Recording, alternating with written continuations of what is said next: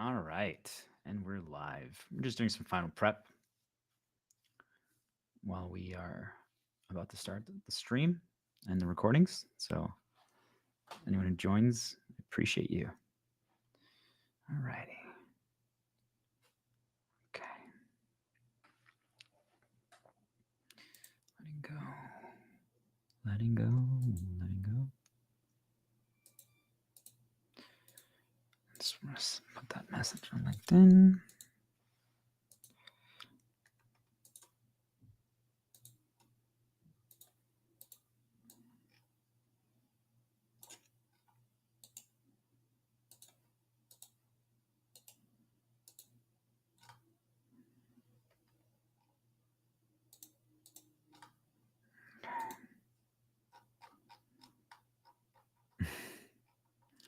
Let's do this. Where is my symbol? I swear I've used it so much and I still forget where it is. Okay.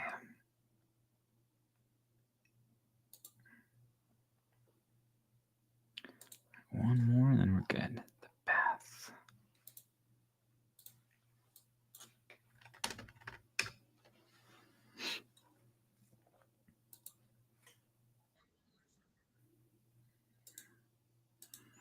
Get out of here, noise nudge. The path. Okay.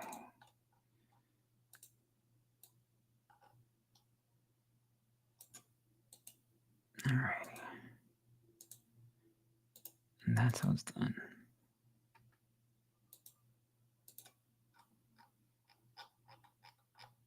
Very, very good.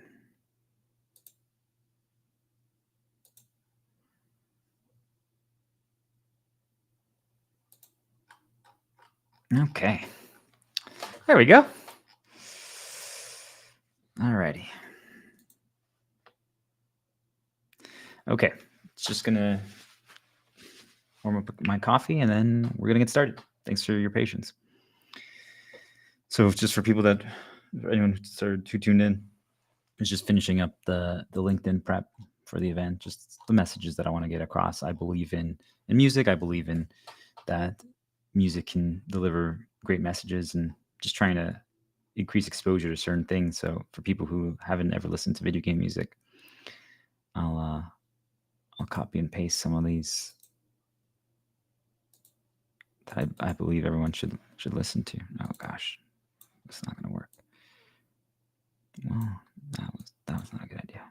But we'll talk about them when I'm actually starting recording. So I'll be back in 2 minutes and then let's get started.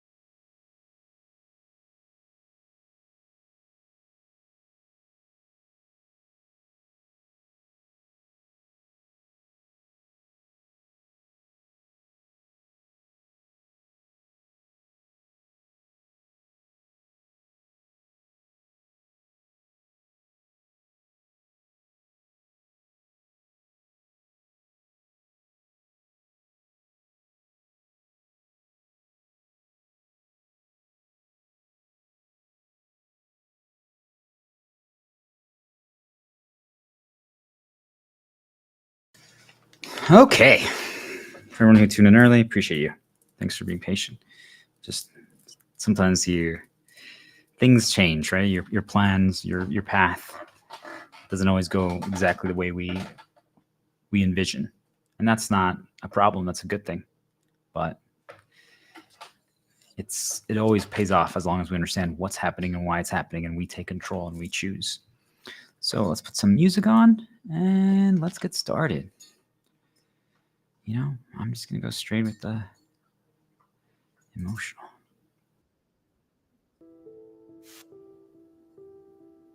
If this is your first time tuning in, I always have music going in the background. Like, it's for me. I don't think it's for everyone, but best. It helps me focus. It helps me keep me on track, and it inspires me and motivates me. And you can use everything as a tool. So understand what you have around you and weaponize it. Weaponizing it doesn't mean it's a bad thing. Okay, so let's get started.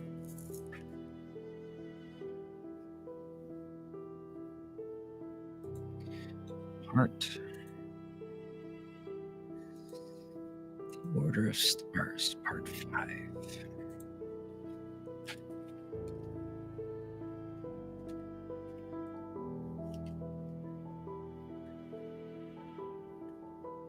Why do birds fly?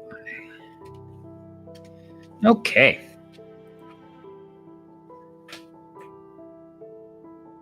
Setting up Descript, and we're a go.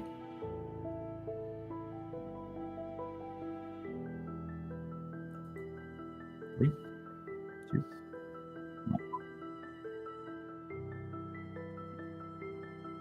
Have you ever noticed or taken the opportunity, the moment, to revisit something that you spent a lot of time investigating, exploring, trying to figure out the answer to something that stumped you, that puzzled you for so long?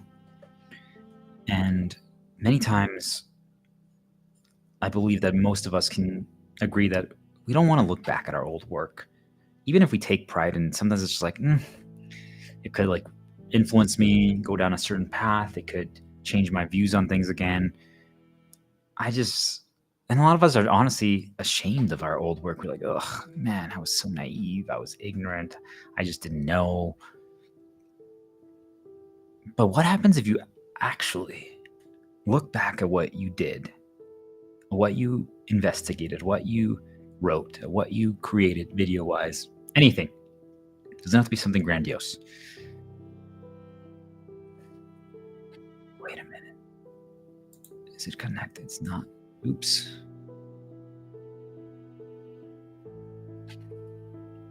There we go. Let's try that again. I knew there was something off.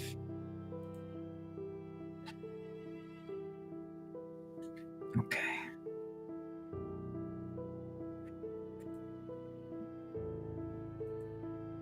Okay. Sorry about that, guys.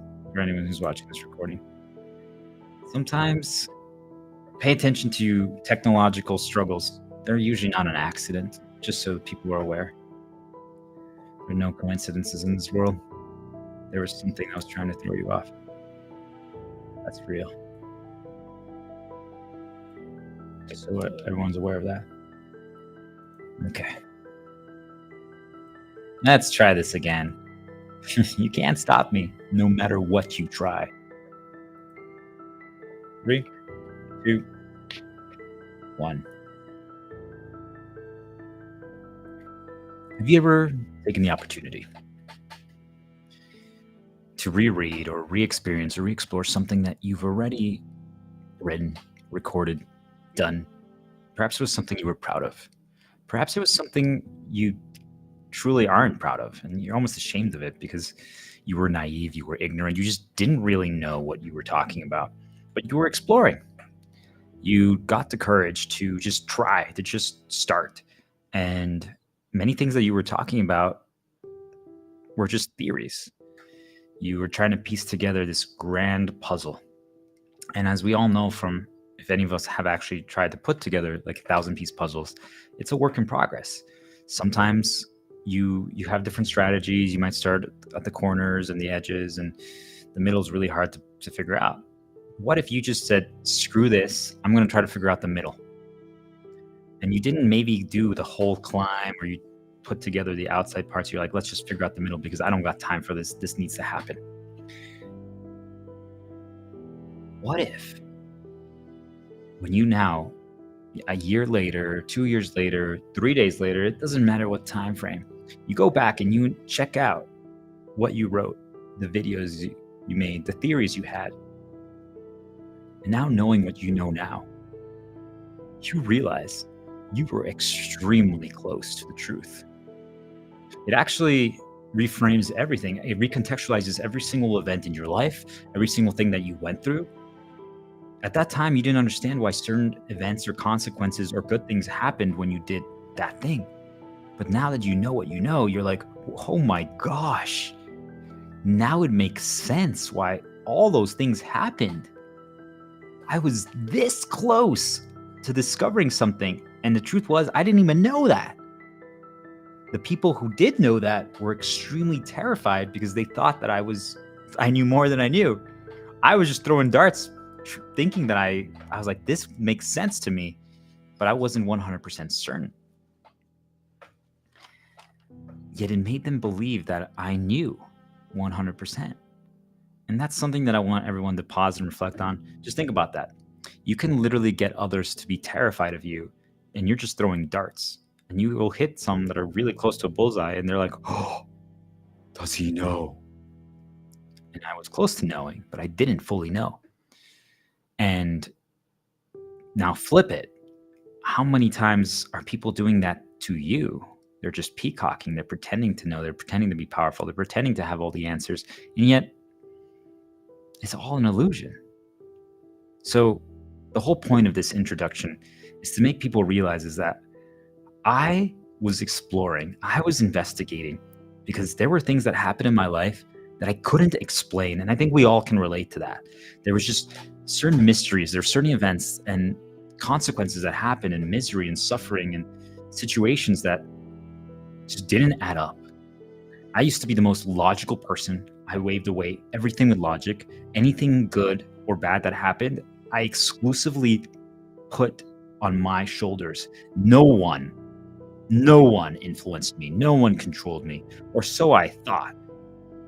Everything that happened was my decision, or so I believed.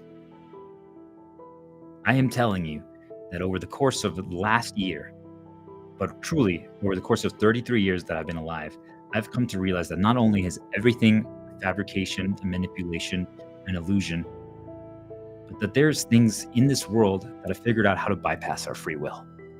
And they have infiltrated every single area of our life. Yet, there are ways to protect ourselves. And one of the best ways to do so is to arm yourself with knowledge. If you have a key, a master key that can unlock any door, that can unlock any lock, remove any limitation, give you access to information, power, wisdom, insight, strategies, all of a sudden, nothing is terrifying anymore. Nothing is scary anymore. Of course, you have to be able to process the information, and that's why I'm easing people into this one day at a time. But I now have that key. And now, with that key in hand, I look back at my journey and I realize I was this close, but I was missing a critical component. So I ask people, how many times do you think that this could have happened, not only in your life, but in everyone's life? Yet, the moment I was that close, what I couldn't understand, what threw me off so much, was that I thought I was just helping people. I was just throwing out theories. That's what I thought. Yet, I got completely obliterated, attacked relentlessly by the system, by people, by organizations. It didn't make sense to me. Now I know why. Because they thought I had completely figured out the puzzle when I was just starting to figuring it out. I mean, I was extremely close. I had already done 80% of the work. But when you're like, if you just don't understand how a computer gets access to the internet, like it doesn't make sense to you. But like you're like throwing out theories, you might get it right. One of your theories might be correct. And they'll get terrified. They're like, how did anyone figure out that that's how the internet works? Well, you see, like sometimes us not knowing what we're walking into can both be a blessing and a curse. But now that you have the knowledge, now that you are going to get the knowledge, and now that you have someone who has literally reflected on his journey, seen where he went wrong, seen where he went right, not only is it a confidence boost, but now it's over. They have zero chance to defeat us.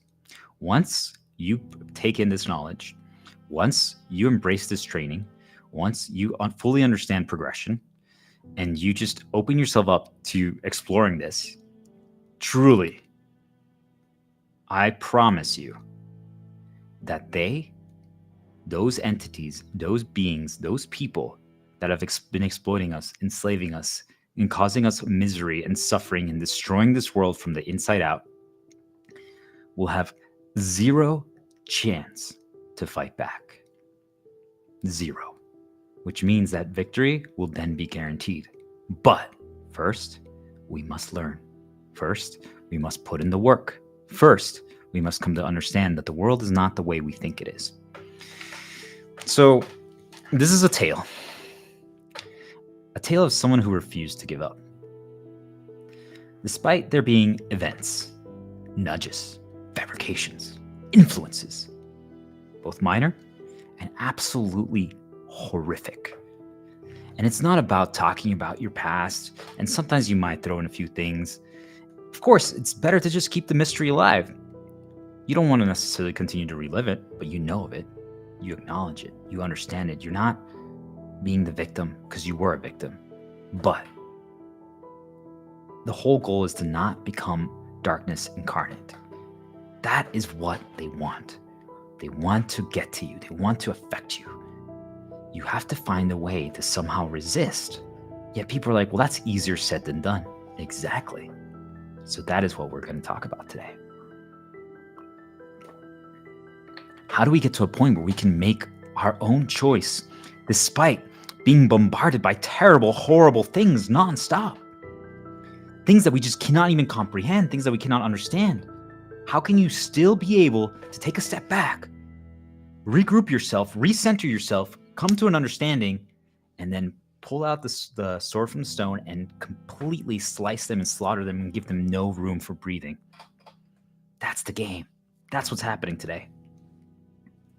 You become determined. You go on a mission to change, to become more. Each one of you is going to unlock that. As you reach the level of starhood and you finally understand the key and it makes sense to you, every single puzzle piece will seamlessly fit and interconnect. Like you will not even be, truly, you cannot comprehend how different everything will be in a beautiful way. It is time to no longer follow their script, their darkness, their intended path for you that you had no desire to follow, that you didn't even want. Yet they wrote it for you. They scripted it for you. They intentionally planted things to make them happen. So you go down their path, making us become a version of ourselves that we never should have been. A horrible, hurt, sad, insecure, fully drained, withered flower instead of blossoming like the flower that we could be. Many people are like, well, that's not possible. It is. I call it the 1% play. But once you understand what it is, you're going to realize it's not that hard. The 1% play is believing in ourselves. Wait, that's it? So you mean if I believe I'm a legend, I'm a legend? Seems doable, doesn't it? If you believe it, it becomes achievable. This doesn't mean that it won't be a challenge.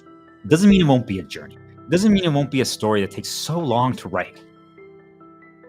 But that's why you're getting trained. It's not a competition. I had help too. I had help from what we're going to be talking about today, spiritual awakening. Most people don't understand that yet. I grew to understand it, and I had help from that. So even I had training. So please don't compare yourself. Be like, well, why do I need to rely on your trainings or other people's teachings? It's not about that.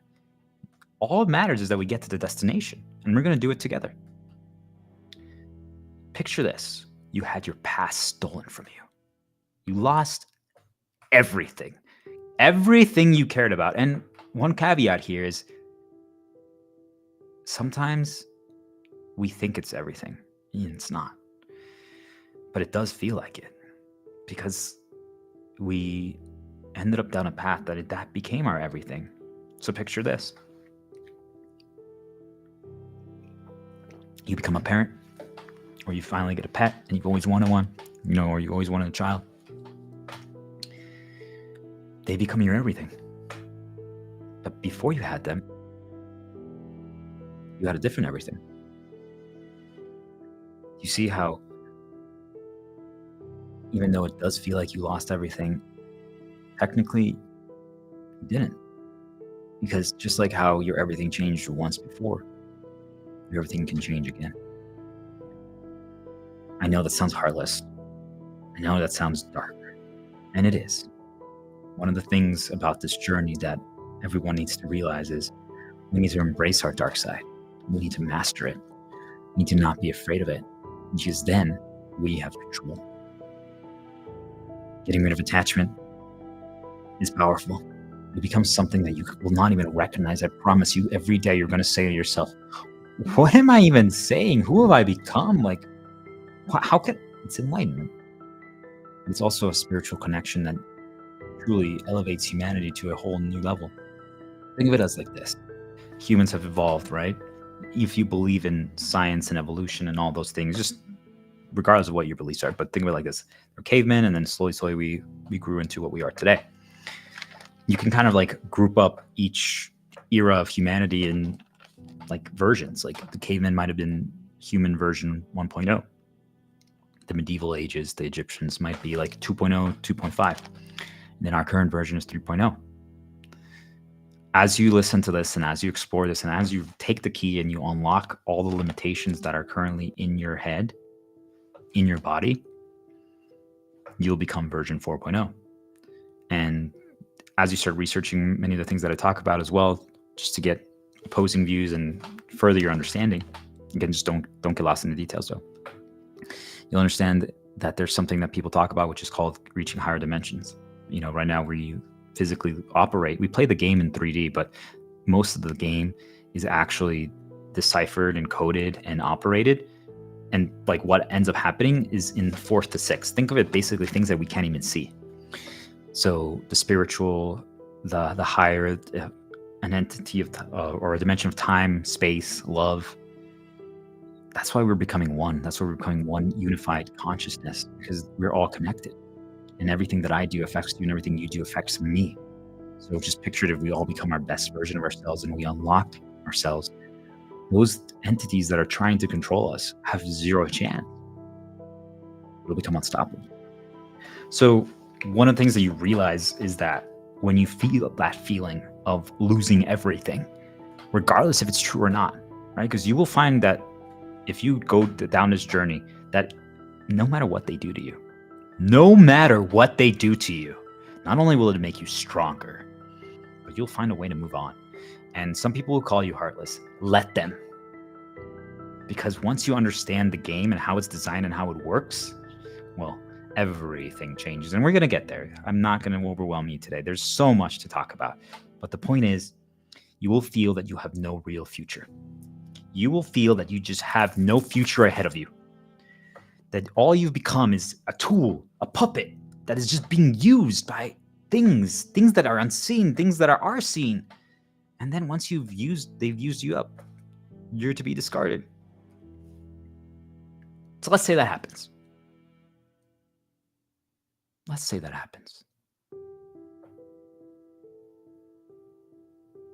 What if you choose despite that? What if you choose despite that to be a better person? To be more than what they said you are? To be more than what they made you to be? You made yourself. And you had a lot of help that you didn't even understand. But that's what we're figuring out today. Figuring out how to not only harness that help, reconnect with it, and then become one with it. Will today be the day we finally decide to not let events define us, but just realize they shape us? We are significantly better than we think we are. I'm going to repeat that one more time for everyone, including myself. We are significantly better than we think we are. Don't forget that.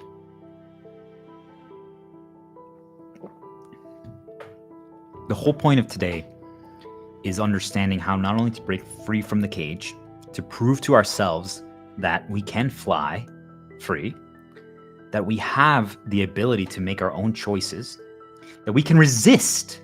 Once you can resist, even if because essentially a lot of people think about it as distractions, but if you can resist and you can control the distraction, essentially doesn't matter if you get distracted or not, it's because you now recognize it. And that's the power of knowledge, right? Once you recognize what's happening and you can see it for what it is, now, even if it triggers you briefly because it's an insecurity or a trauma or something like that, you're like, oh yeah, this is just an illusion. Doesn't mean you like it. If you don't like cilantro and all of a sudden your brother made you a sandwich and you're like, you open it because you smell something, it smells weird. And you look at it, you're like, why is there cilantro? You're like, oh my gosh, wait, that's right. This is just, they're trying to that was a negative nudge. They're trying to provoke a reaction. Okay. You see, once you can resist it, once you understand what happened and why it happened, doesn't make it fun. It doesn't make it enjoyable. But now you're the driver. Now you understand. And when that happens, one of the things we're going to talk about today is understanding the mission. We each have a mission. A personal one and a grand one. The grand one is what's happening right now, what I'm talking about, which is we are rewriting the design of the world. We are creating a new world. We are moving to a new world. Literally. It's happening as we speak every single day right now. And every single person that awakens and starts embracing this path is helping change the foundation of the entire earth. Every single rule and system is being completely redesigned as we speak. Either join the path or question how the heck did we got here in a few weeks, because it's happening. This is our oath. It is not my personal oath alone. It began as that. It began as my prayer, my wish, my mission. Now, this is humanity's oath. We sing the song of hope together. Don't let the weight of the world, the things that I'm talking about, because obviously this is as serious as it gets. This is defining, literally, we are creating history for once. You were chosen to participate in the era of time. We always look at the history books and oh man, how would it feel to be alive during that period or be there? It's happening right now. Everyone who's alive, everyone who's listening to this, everyone who will get this information, a lot of people in the spiritual world call it downloads, but essentially it gets pushed to you by your spiritual connections. They encourage you to find it. And so for some of you, you might not find it through me. You might get this same information through your favorite YouTuber or a podcast that you might be like, I don't know why, but I just felt inspired to make this episode. If you hear that, this is how it happened. It's time to fight back against the dark manipulations. They've been making us lose our way, and they've been forging the world that they have wanted rather than the one that we could choose for far too long.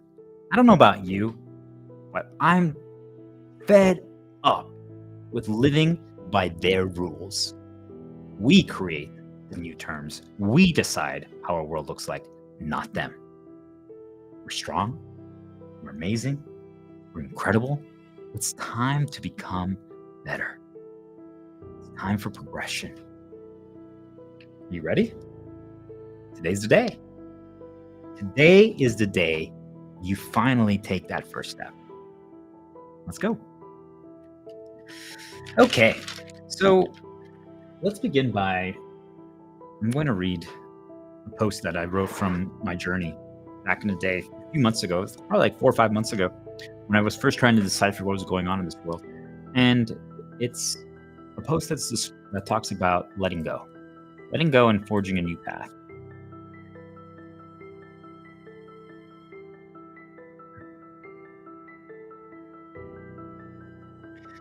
So this is the premise. If we saw a younger version of us sitting on the throne, a throne that we've been clamoring for, something that we've been desiring for so long, like, hey, I want to reach the top of the corporate ladder. That's my goal. And our past self, right, our younger version, when we did this, nothing stopped us. We were like, we're going to make that climb. So we reached it. So now we are looking at our reflection. What will we say to ourselves looking at our younger version? What will we tell them? Now they finally reached it. They made it to the top of the corporate ladder. They're sitting on that throne. But we ask them, hey, do you remember how it felt to have such lofty goals, to try to achieve something so incredible, something so amazing? Do you remember how it felt to reach them? Would we talk to them, be like, hey, younger version, do you actually understand what it means to now be a king, to be an Elden Lord, to sit on the throne, to rule it all? Do you understand what this means? Or will we focus on what it was not? We're like, well, once I reached the peak, once I made the climb, I'm just like, well, the view at the top of the mountain was not what I thought it was going to be. It wasn't that much fun. It was actually kind of cold and windy. And honestly, the clouds fogged up everything. I couldn't see. Do you see, like, what would we actually say to our younger version? Something to think about is that we fight so hard. We fight so hard to protect the things that we can't bear to lose. I think we all could agree about that. Or at least we think so. We fight so hard for that. It could be money. It could be your house. It could be your pet. It could be your family. Possessions, titles, jobs. We will do anything to prevail. I will do anything to save this. I will do anything not to lose my job. I've been trying to get this job for 10 years. I finally got it. But what happens when we start going down that path? Slowly, without even realizing it, the good within us begins evaporating. Before we know it, we became something entirely different. Something that our loved ones, something that the people we were trying to protect would hate. Now, I will just throw in a caveat here. There's a chance you might actually become something that they hate because they know that they were trying to lure you into the darkness. That's something to think about, people. That's certainly a possibility. If someone was trying to make you evil and the master exploiter, and now you became light, they're going to hate you. But don't you think, we're talking that someone else is going to despise what we've become. And as we start talking again about the spiritual world, there's nudges. I want people to just understand that there's influences that are being thrown at us everywhere we go. There's signs, and I call them noise, and they communicate through noise vessels, and they're everywhere.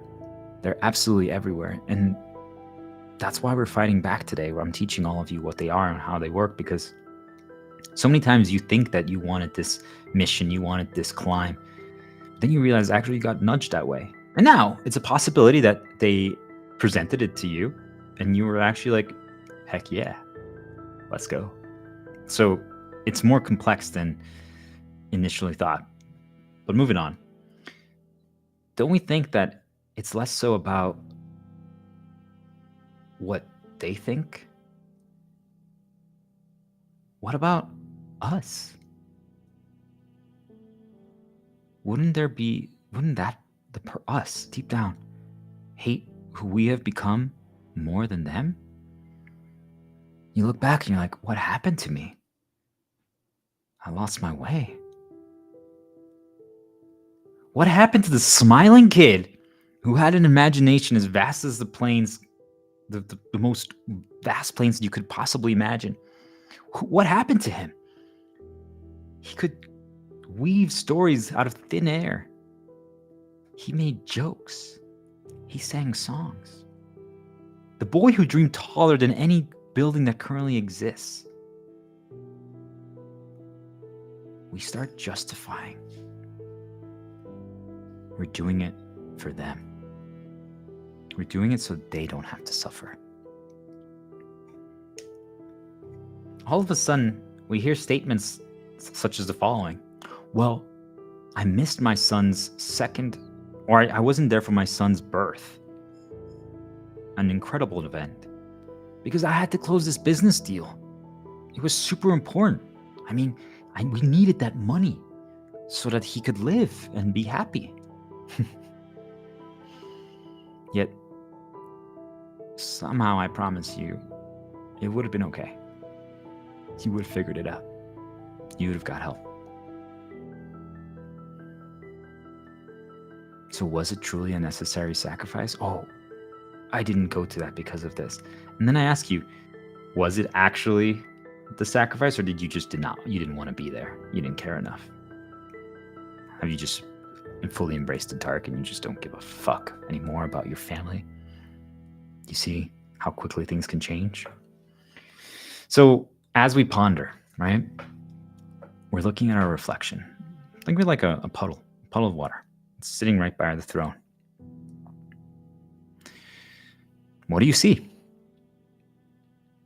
Is it something that you hate? Is it something you no longer even recognize? Who actually charted the course that we're on? As we start understanding how the world is designed, we begin to figure out that even though we technically have the final say, there are many things out there that are designing it for us. But ask yourself, why are we taking instead of giving? Why have we fought with the people that we fought with? Do we even remember? Did we do it for our loved ones? Would we do it again? Would we follow the same path that we took to protect them?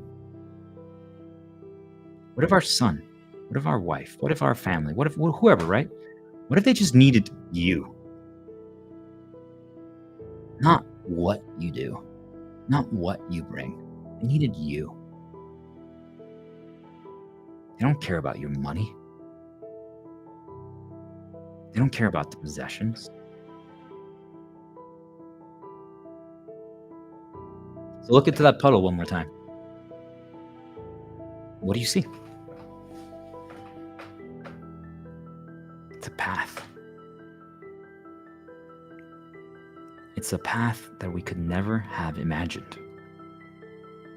Now, if you were anything like me, you used to hate your reflection because you have embraced self-improvement. You've embraced wanting to be more. You've embraced awakening. You've embraced just knowing that I can be a better person. So you look at that and you just see a hideous monster. Guys, it's not about what we see in the puddle that matters. It's not what we've actually done. It's what we could still do. What we could be. Is your story over? I ask you. Is your story over? Is it? And if so, why?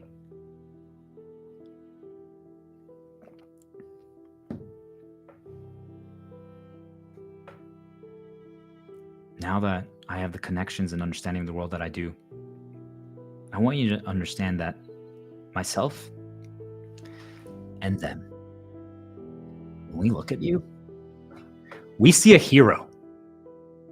We see a hero that you could become. You already are one, but we see also what you could be. If you saw yourself through our eyes, you would see something amazing, something beautiful, unlimited potential, so much good. I challenge you to see the best in people. No matter what, at some point you will have to protect yourself if they refuse to do the same. But do so, and you might be surprised. They might actually believe in themselves again. And do you remember when I told you the 1% play is? Believing in ourselves. That's shooting the winning basket in basketball with the last seconds to spare from the half-point line. That's the 1% play. And now imagine, all it takes is believing in yourself. And you could do that. You're like, wait, really? Yeah. This is how you finally find your flame. This is how you unlock the most powerful weapon that has laid dormant within you for so long. Hope.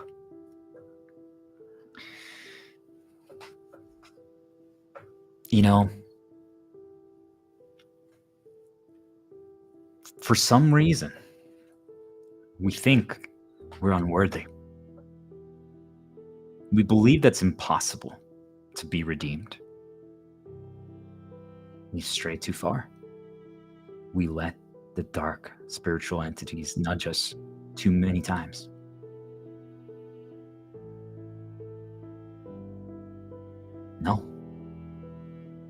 No. Think of it as if they stabbed a sword in you. It's in your chest. Once you understand this training, once you become a star, once you awaken, you can grab the hilt of that blade, pull it out, and not only will that wound heal, and healing is the secret to everything. Now you have a sword. Now you're stronger than you were before. Now you have a weapon. Now you can defend yourself. Now you can fight back. Now you can become a true king. We always were meant to be better. That was the goal from the beginning. That's how human design was actually intended. There was something, and the sooner you can understand that there's a dark entity that truly has taken over and redesigned the game for its own purposes to make us feel fear, exploit us, create insecurities, create traumas, because it just wants energy. Think of it as every day when you're alive, everything you do consumes energy. Doesn't matter what it is. Why do you think we need to eat? Why do you think we need to sleep? It's all about energy. So if there's limited amounts of energy, and the whole world is based on energy, why do you think people want more? Money is also just a physical representation of energy. Why do you think the whole world operates around money currently? Because people are just trying to get as much energy as they can. So we were supposed to be good. We were supposed to be better. That's how we were designed, by whatever you believe. Because again, you choose what the name is, but whatever created us originally, we were designed to be good. We were designed to be light. We were designed to work together, to become one, to just feel love, to be at peace, to embrace hope. We have strayed so far off our path. Let me ask you, does that mean it's over? So we were supposed to be better. You know what I hear when I hear that statement? That we can be better. If that's how we were supposed to be, it means that we can be. But how do we get there? We have to learn to forgive. And who are we forgiving? Forgiving others is absolutely crucial. It heals us. Think of it as like if you've ever played a video game, you're basically dropping a healing circle under you. And as long as you stand in it, you're recovering. Think about it, like every wound, every scratch, everything that you have, all of a sudden is going to start dissipating. You're like, how is this happening? Oh, it's because I'm forgiving everyone.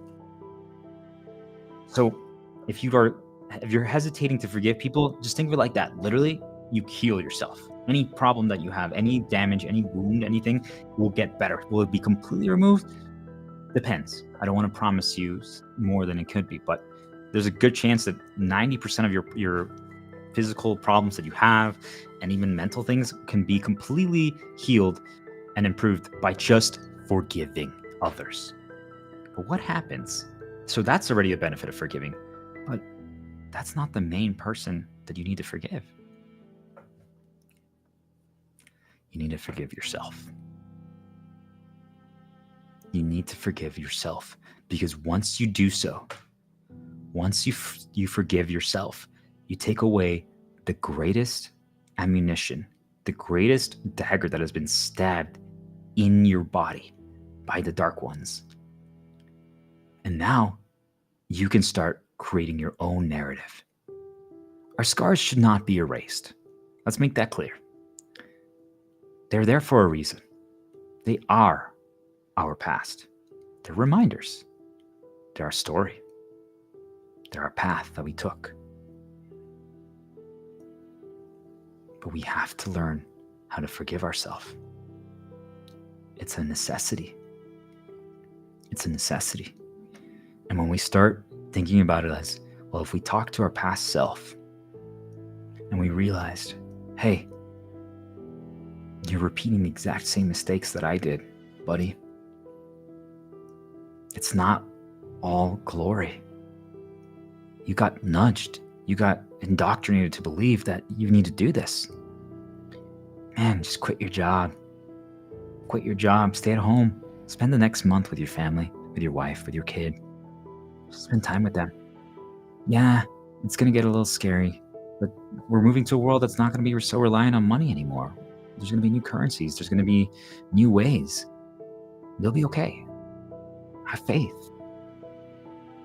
And maybe your past self just can't see it. They can't picture it because, again, all they know is what they currently know. But you see, like, that's when you're like, oh, he really just can't learn. He can't realize that he's going astray.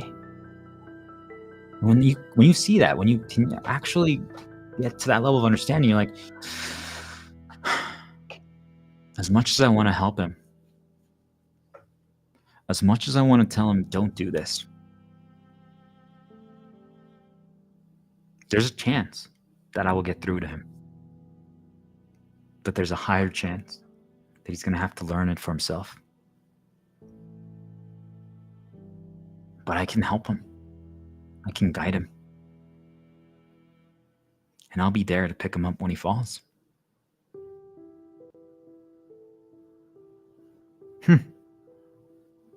You know what?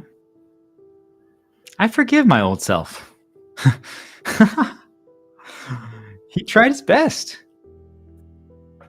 He understood that with everything that was presented to him. He didn't know that he was being manipulated by forces so far beyond his imagination. He didn't realize that his own family was being manipulated. He didn't understand the game yet.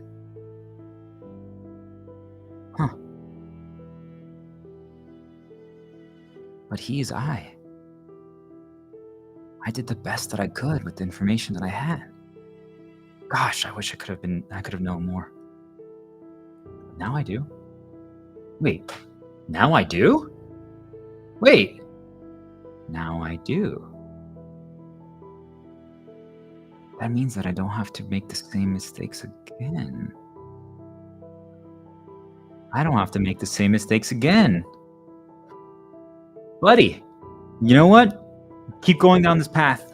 I know it sucks. It's going to suck in about a year because you're making so many mistakes. Sorry, I shouldn't be even saying this to you, but it'll be okay because we're going to learn. We're going to become stronger. It's all going to pay off. I promise you, because we are amazing. We figured it out. We learned from our mistakes. We got better every single day. We just kept going. We didn't let this dark moment define us. We just understood that it shapes us. We're amazing. Look how far we've come. Imagine if you said that to your past self. We can give them positive nudges. Hey, try to be more of service to others. try to walk perhaps a different path. Or maybe walk my exact same path. Look, I figured it out. What if they reply? Think of it like you could actually have a conversation. What if they reply? Well, you lost it all. They weren't supposed to be able to talk to you. Imagine if you could see your future and you're talking to them. They're like, dude, you lost everything? Are you freaking kidding me? How would I want to become like you? I'm like, have faith. Because now I finally understood what it takes to forgive myself. Your past self is going to look at you like, you're weird. I'm like, I know. He might ask you, do I have it in me to not become you? What would you say to that? I don't think we'll ever have the answers to that. But personally, knowing what I know now, I would tell him, you have the power. You have everything you need in you. You can become anything you want. You can achieve anything you set your mind to. It's going to be hard. It's going to be ridiculously challenging. Yet, you always find a way to succeed. Don't give up. Keep going. It's going to be, your hardest lessons are going to be learning that your past was stolen from you and it wasn't your fault. And you're going to finally come to terms with it. And you're going to learn how to let go. You're going to learn that the erasure of your past wasn't a crime. It was actually an opportunity. A new beginning. It doesn't mean that you forget. It doesn't mean that you lose your memories. But you're writing a new story.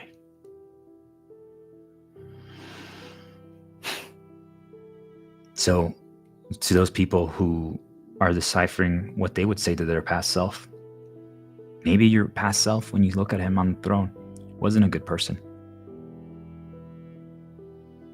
But we can tell them to have hope. We can tell them, you've always been, because let's be real, we're talking to ourselves. We've always been more than what others saw. Always. They didn't understand us. We didn't even understand ourselves. All of a sudden, a huge gust of wind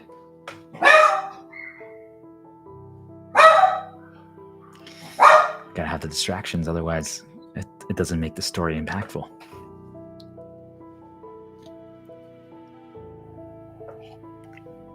All of a sudden, a huge gust of wind blows across and hits both of us.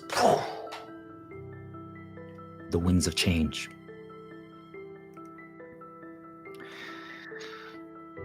We look at each other. What's up, younger self? And we start walking toward one another. Boom, boom, boom. We collide. We merge. We become one.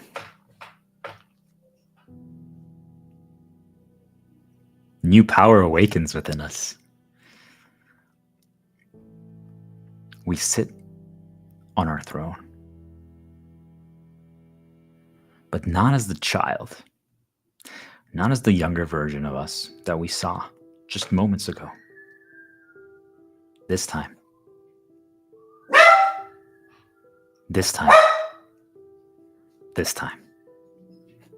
we sit there as the King of Hope, the King of Light, the King of Deliverance, the King that's going to change the world, the King that is changing the world. So right then, picture like as you have your spirit guide, your your spiritual awakening. Like there's an entity that's with you always. And it watched this and it was kind of confused, but also kind of proud. He's like, I didn't expect this to happen. Hey, that's enough. I didn't expect this to happen.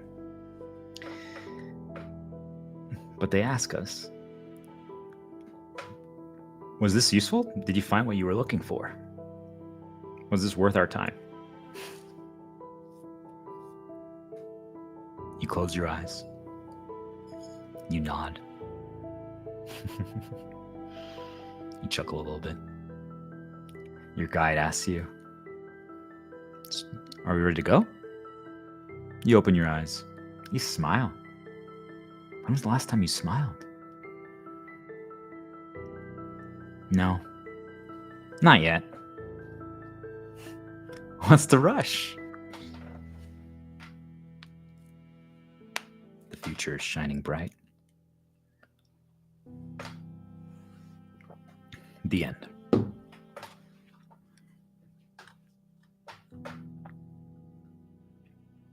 You know, it's hard to let go, guys. It's hard to no longer feel sorry for ourselves, for others. It's challenging to choose the path of just becoming better. But it is possible to change. It is possible to forgive ourselves. The past will always hurt. I mean it. It's never gonna not hurt. You will regret. Keep fighting for your closest loved ones. But just know that due to how the system and the game of life is designed, there's a very good chance that you will lose many that are closest to you. And we're changing that. That's part of the whole reason the Order of Stars is being created. Because I would say 9 out of 10 losses and bad things that people experience, if not even 10 out of 10. But I'm leaving 9 out of 10 because people make mistakes. So they could misinterpret positive signs. Was fabricated and puppeteered to happen. But we essentially were forced to become a king of hurt and pain. But all of us have it in us to become a king of hope. You know, just imagine addiction and then rehabilitation. We're confronting our old version. You know, we're entering a new world and we start transforming. Look at us, a phoenix, a beautiful rebirth, a transformation. The key takeaway is that no matter what happens, we can't lose hope. It's extremely hard to kill, but it is possible to destroy. We must continue to sing the song of hope. We're going to make so many mistakes. The truth is, we all have done terrible things. All of us. All of us. I don't care who you are. Everyone has done dark deeds. And we were influenced and nudged to do so. Remember that. That doesn't make them better, but it gives you some leeway to start forgiving yourself. Know that something intentionally wanted you to become that. But you're more than just destruction, than your abuse, than your trauma, than your bad habits. You know, also, maybe some of those bad habits are good things that are protecting you from other things, and you just need to reframe it. We each have beautiful souls within us, and we have a choice. And that's what we're talking about today, and that's what we're going to get to here shortly. The proof of choice. We can actually decide.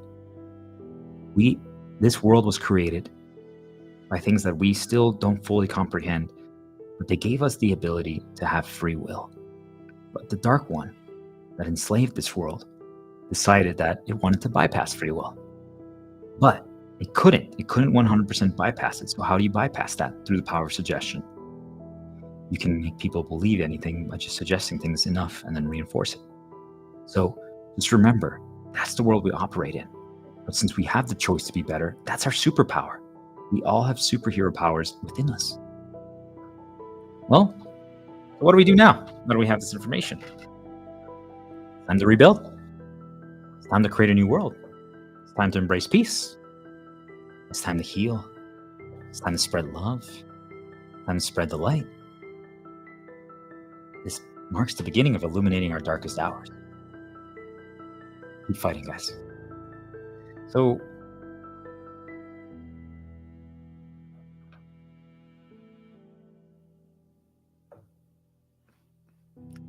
I was just double checking something, but I've already covered it. Just remember, inner peace. That's what this is all about. Reaching a state of inner peace. Becoming one with our past. Victory. Okay. Now let's talk about something a little lighter, but also extremely important. It's the concept of why do we think that birds fly?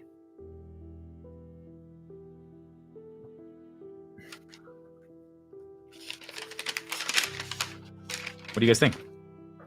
Why do you think that birds fly? What is your answer? Pause right now. Close your eyes. Picture a bird. It could be in the city. It could be at the park. It could be a seagull on the beach, the sand, the waves crashing. Do you hear him? There's a bird flying. He briefly covered the sun. Why is he flying? What do you think?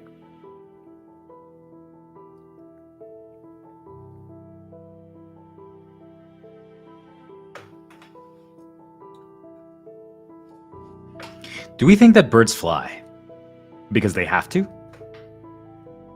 It's a must. It's their purpose, their role. They do so because they need to find food. It's that simple. It's a reason to survive. What do you think? Is it because they have to? Is it a must? Or is it because if a bird doesn't fly, if a bird cannot fly, then it's actually not a bird at all? Does flying make you a bird? Essentially, you'll never amount to anything because it's not in your nature or who you are. If you just can't fly, you're not a bird. What if you don't have wings? What if you don't have wings? If you were born without wings, yet you look like a bird, you sound like a bird. Biologically, if you look inside of you, you are a bird. Are you not one? But what if you still want to fly? Is our nature what defines us? Is our nature what defines us? Or can we fight against it? What do you think? Or is it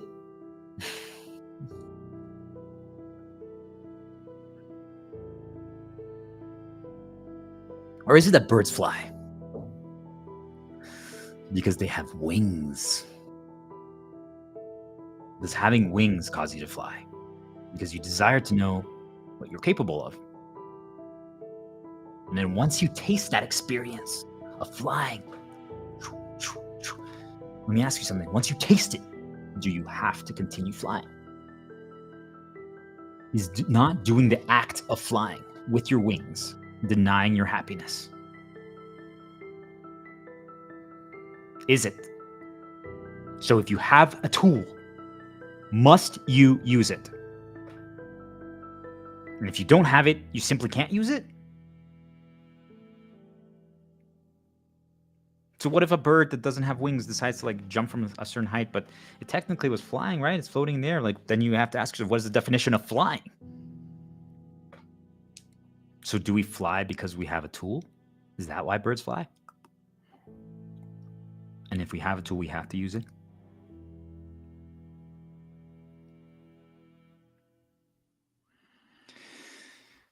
What if it's actually not about the tool at all? Leah, that's enough. You have to ignore the noise. Don't let them get to you. Is it that birds fly because they have strong wings? It's not about having wings or not. It's because you're good at it. If you're good at something, does that give them the desire to fly? If I wasn't good at it, I wouldn't have the desire. And as your wings get, quote unquote, better, we naturally fly more and more and more and more. Is the cause the answer? Do strong wings mean we have to fly? An obligation.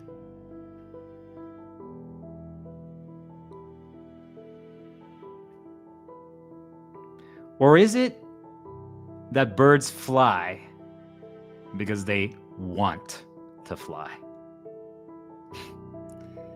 Birds don't care about logic or destiny, and they're intelligent. They're capable, they're smart, they're talented, they're caring, they're empathetic. So it's not that they don't realize what's happening. They just don't need a reason to fly. Even if their wings may snap, break, and doom them to fall and die, they will still fly. They're not flying for other people's benefits. They're not. They don't fly because they were ordered to. They fly because they want to fly. And for no other damn reason. That's enough.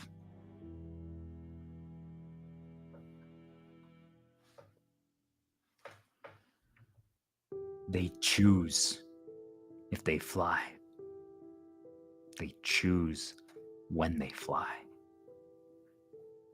Nothing else matters.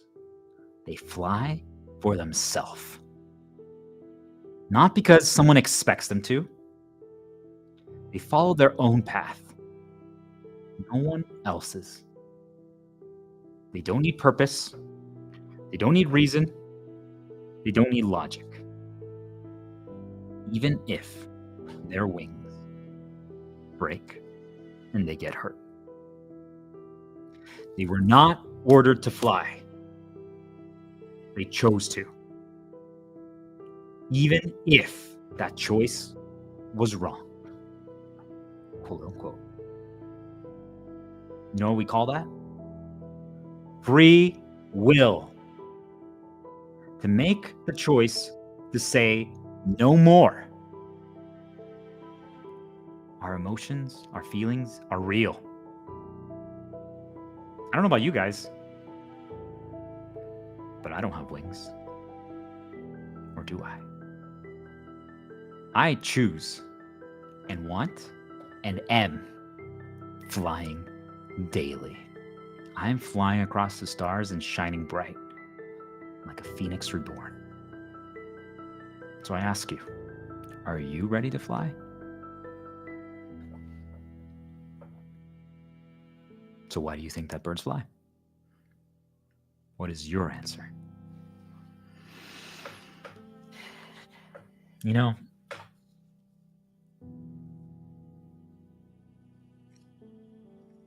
even though I said that, I want people to understand that everything that I just talked about is what we're building.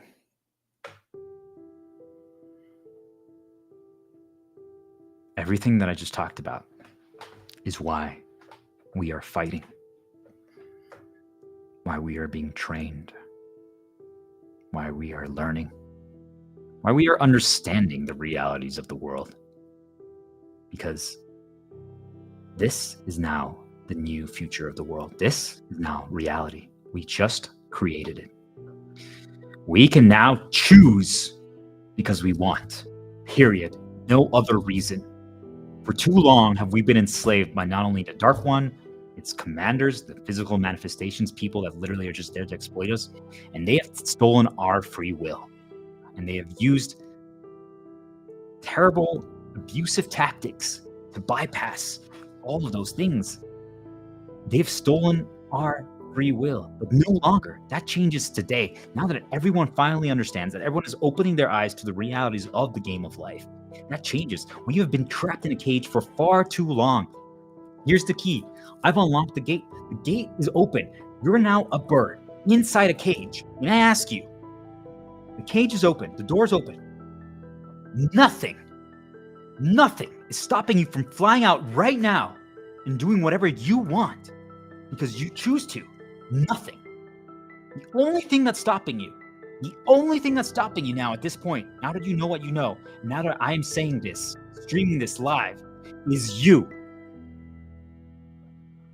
So when are you going to say, enough? It's time to fight back. It's time to destroy the things that have literally limited us and controlled us for so far too long. That's why we're creating a new world. One where we don't have to worry, am I in a cage? Am I being controlled? We just know that we're all one entity working together, spreading love, spreading hope, spreading light, creating peace.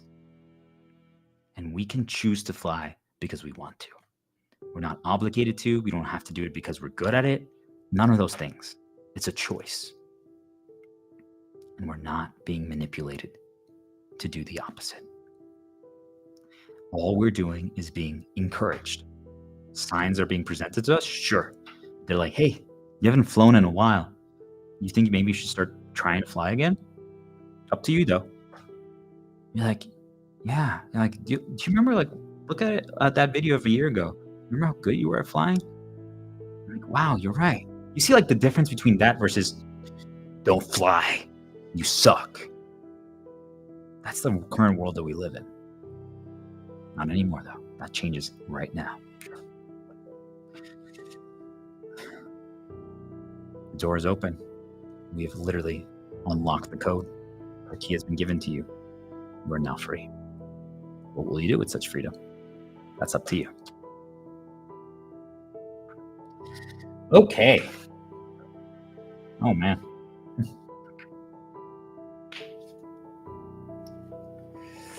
Well, then.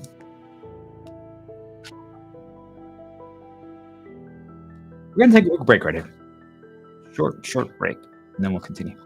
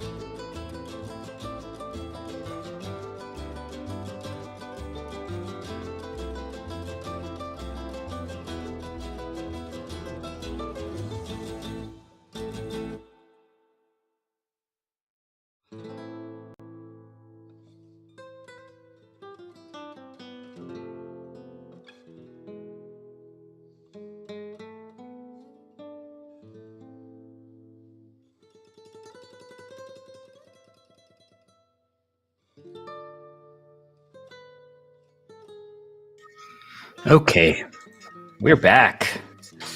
For anyone who's been here this entire time, love you. Appreciate your support. Anyone who's watching the recordings, same.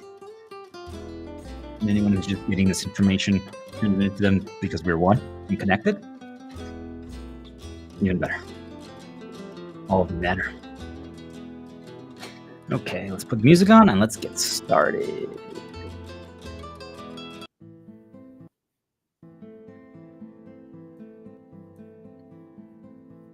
Okay. This segment is going to be called The Proof of Choice.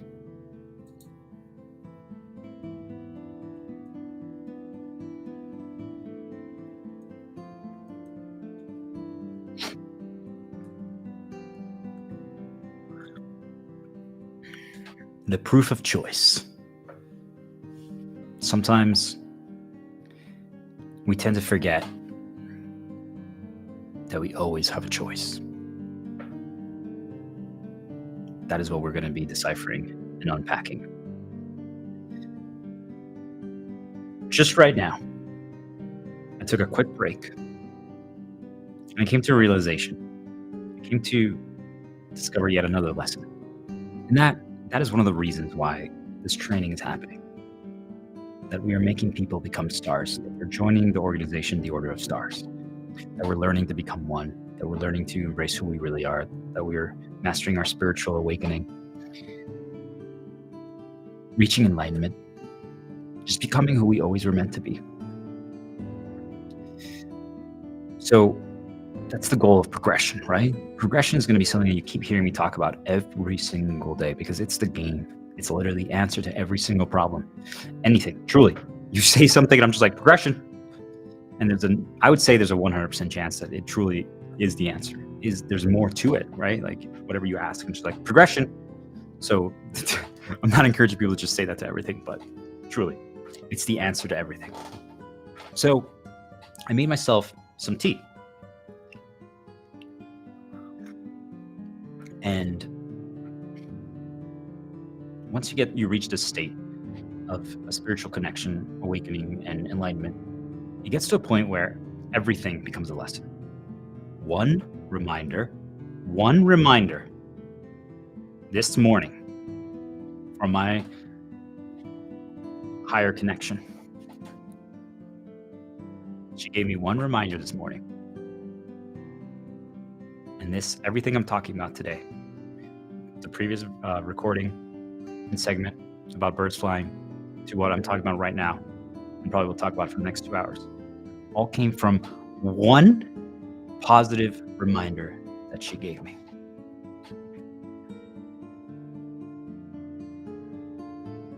Think about that, guys. So that's the benefit.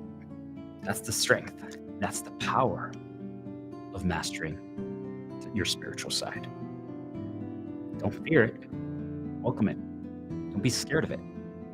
Explore it. I promise you that it has good intentions. If it's not, then that means that you're engaging with something that's dark. They want the best for you. I promise you. So, moving back a little bit, I made myself some tea. And it reminded me of when I was about, I don't know, maybe 9, 10 years ago, something like that. Maybe even if less than that. And I didn't know how to make tea. And most people be like, what? What? Tea? Like, you just warm it up and you throw a bag in there. That's it. I didn't know how to make tea. Think about that, guys. I was in my 20s. I didn't know. I never had an opportunity to try. No one ever taught me. I didn't really ask. Sure, I could have been even more curious than I already was, but I was curious about other things. I'm just like, whatever. I don't really like tea that much. I prefer coffee anyway. I knew how to make coffee, right? So I never really explored that angle. I never investigated how to make tea. I was just like, it's okay. I had tried it a few times, I believe my mom, but it mostly was just when I was sick. So I just kind of associated with like, it's okay. And it's for those people who don't like coffee. You see like how you can push someone a certain way and they might never explore something. And I wasn't even afraid of it. And I just didn't know how to do it. So I want people to start thinking about this whole spiritual world, this, hey, maybe the world is different than we think it is. Like that. Don't necessarily write it off. Don't think it's evil or good. Just be like, wait, if he didn't know how to make tea, but now he knows all this, maybe this is my tea. Like everything I'm talking about right now, if you don't know it, just view it as you just didn't know how to make tea yet. It's okay. There's nothing wrong with that, right? Like, you're going to get there. So what spurred me to learn how to make it? It turns out I actually really, really enjoy it. I like it. I explored it. It was a girl. It's kind of like a weakness, to be honest, but it's also a strength. You know, you can turn every weakness into strength. They pushed me to explore new paths that I would never do by myself. It's kind of cool to say, but it's also, I'm now comfortable opening up about that weakness because I've got it under control. But every time I've had a major shift in my life, it was because of that. And I feel like light knew that, to be honest. So now thinking back, I'm like, it was probably light that was helping me. Yeah, it was you, wasn't it? Thank you. I love you. So I just didn't know how to make tea. And my first girlfriend asked me, he's like, hey, can you make some tea? And I'm like stressing out because, you know, I was one of those guys that I was super confident outside and like I was good at, you know, certain things in my home life, sales, work, socialization, party hosting, all this stuff. But I just was inexperienced in this one area, right? I never lived with a girl before. I never understood all these parts. So I just had a lot of inexperience. I was super panicked. I was worried. I was stressing. I'm like, oh God. And she also like asked me to get groceries, and I never really had to shop a lot for groceries. I just either ordered it from Amazon or my parents did it. So I was like, oh goodness. Like, I'm like, where do I get the fresh stuff? Like I was completely out of my element. So think about that. Something is, now I will say it's simple, but it wasn't simple for me. Getting groceries and making tea was challenging for me. Yet now I did it like while singing and while petting my dog and feeding him and doing other things. I didn't even have to think about it. How's that possible? It's progression, guys. It's progression. But you see, like, if you never are willing to start, if you're never willing to explore it, if you just keep dismissing it and be like, well, you know, there's no way, like tea's just bad for you or something like that. I'm like, well, maybe the spiritual awakening stuff is not the best for you. Maybe, I don't know. I disagree heavily. I'll say it is the answer. They're not going to leave it open for interpretation, but people need to explore it for themselves and go on that journey. But you have to understand that it's progression. You're not going to get there in one day. You're not going to get there in one moment. Try it out. Start opening yourself up to it and see what happens. And that's what we're going to talk about today. More strategies, more techniques to help your understanding of it. And once you no longer fear it, how cool is it to know that like they can literally interact with you in this world? They can set you up for success. Why wouldn't you want to wield that? It's not, I don't want to use the word power because people will view that as a way to get corrupted. And yes, it can corrupt you, but it's just, think of it as you finally have a cheerleader that's with you. That's not just you. That truly just wants the best for you every single day. And they want you to feel the same way about them. It's the purest form of love that there is. For anyone who has been struggling with physical love in the 3D world, it's time. Fall in love with your spiritual connection. By the time you're ready for your physical one, you're going to be so prepared. So anyway, that's the power of just literally, I realized I didn't know how to make tea. Now I can make it like no problem. You see, like taking a step back and just seeing how far you've come. Doing that every so often is one of the best ways, not only to heal, to grow, to become more. You're like, gosh, I used to be like that. wow, I couldn't do that before. Now look at me. I used to be afraid to like get on camera and talk, and now to talk about like things that I was quote unquote back then an expert at, like in my job, like sales or hiring, and now think about the topics that I'm talking about. No fear, no hesitation, passion, conviction, burning desire to teach all of you how to become part of the Order of Stars, to change the world. We're literally building and creating a new world. We're literally saying enough. We're rewiring how everything is written. Everything is changing. Now the bridge has been built, and now we're literally helping everyone walk across to finally enter the portal to start, so that we can create our new world together. Let's talk about that. How can we make a new world? How can we start that journey? How can we become more than what we are today? And it begins with having the courage to make our dreams become reality. Let me say that one more time. We need to have the courage to make our dreams become reality. So I ask you, what kind of world do you dream of? Do you dream of a world that has no more slavery? Do you dream of a world where we no longer have to work a 9 to 5 every day, where we can instead spend time daily with our loved ones, and we can pursue passions, we can discover what our mission was, why we were sent to this earth, why we were born, what we were meant to create, what we were meant to discover, what we were meant to share with other people, what we were meant to inject into the human consciousness, because we are one, to develop it further, to create something, to evolve us to something that we've never achieved before. Do you dream of everyone is helpful to one another, that we're peaceful, that we don't have to watch our backs, that there's no fear mongering in the news, that you don't have anxieties, that you don't have traumas?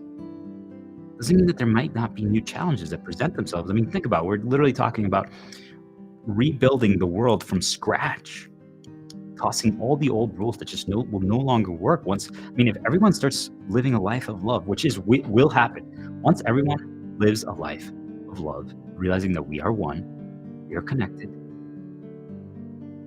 then the old rules just no longer work, because then you don't need all of these safeguards and these systems to catch people and traps to hurt people, and it's no longer necessary. And once people realize that our default state as a human was actually that, and we've been indoctrinated and manipulated to believe that we're dark and we have problems and we hate people and that we will exploit people as our go-to. You see, it's not even that. It's not that we are trying to cause destruction necessarily just because. It's literally, view it as, it doesn't make sense anymore. It just doesn't add up. For people who need something a little simpler, and I commend you for that, simple is the way to go. Think of it as you lost weight. Think of it as like you lost 50, 60 pounds. Congratulations. But number two, what does that mean? It means that all the clothes that you used to have no longer fit you. All of a sudden now you can wear whatever you want. You can try anything. You can explore a new style. You have to buy new clothes, because the other ones, literally, you can just pull down your pants. They just fall off. You guys see, why would you continue to use the same old clothes if you're now a new person? So if that can happen physically, why can't that happen spiritually and mentally? So for the people who are struggling to understand why we need to destroy the old to create the new, view it like that. The world is losing all of its fat. The earth, the spiritual, the physical, and the metaphysical are all losing its fat. All that darkness is being cleansed. We're dieting. We're finally eating healthy. We're finally exercising. We're exercising our brains. Too long has humanity's just stopped learning and progressing. We thought that we only could learn in schools. And then most people, maybe if they're at a job, learn, but they might only learn during this 2-week training, and then they just, for some reason, give up. They stop. Now, the norm is going to be everyone is learning daily. And it's not to the point to overwhelm you. It's just, you literally are going to see a flower and you're like, wow, that just makes me realize that being unique, being you is incredible. Wow, that's awesome. You see, you can learn from once you get to this state, once you reconnect with your spiritual side, once you become enlightened, which is where humanity will be. And it's not a race, it's not a competition, because everyone's going to help each other. If you're not there yet, we're going to help you. We're going to encourage you. We're going to cheer you on. We're going to push you. We're going to remind you how amazing you are, how beautiful you are, how smart and talented you are, especially because everyone is going to focus on what they are good at or what they can contribute rather than, hey, everyone is now just going to try to become a singer and a celebrity because that's what we have to do. No, not at all. We're moving away from materialism. We're moving away from consumerism and consumption. We're moving to a world of, it's no longer capitalism. It's no longer socialism, communism. It's innovationism.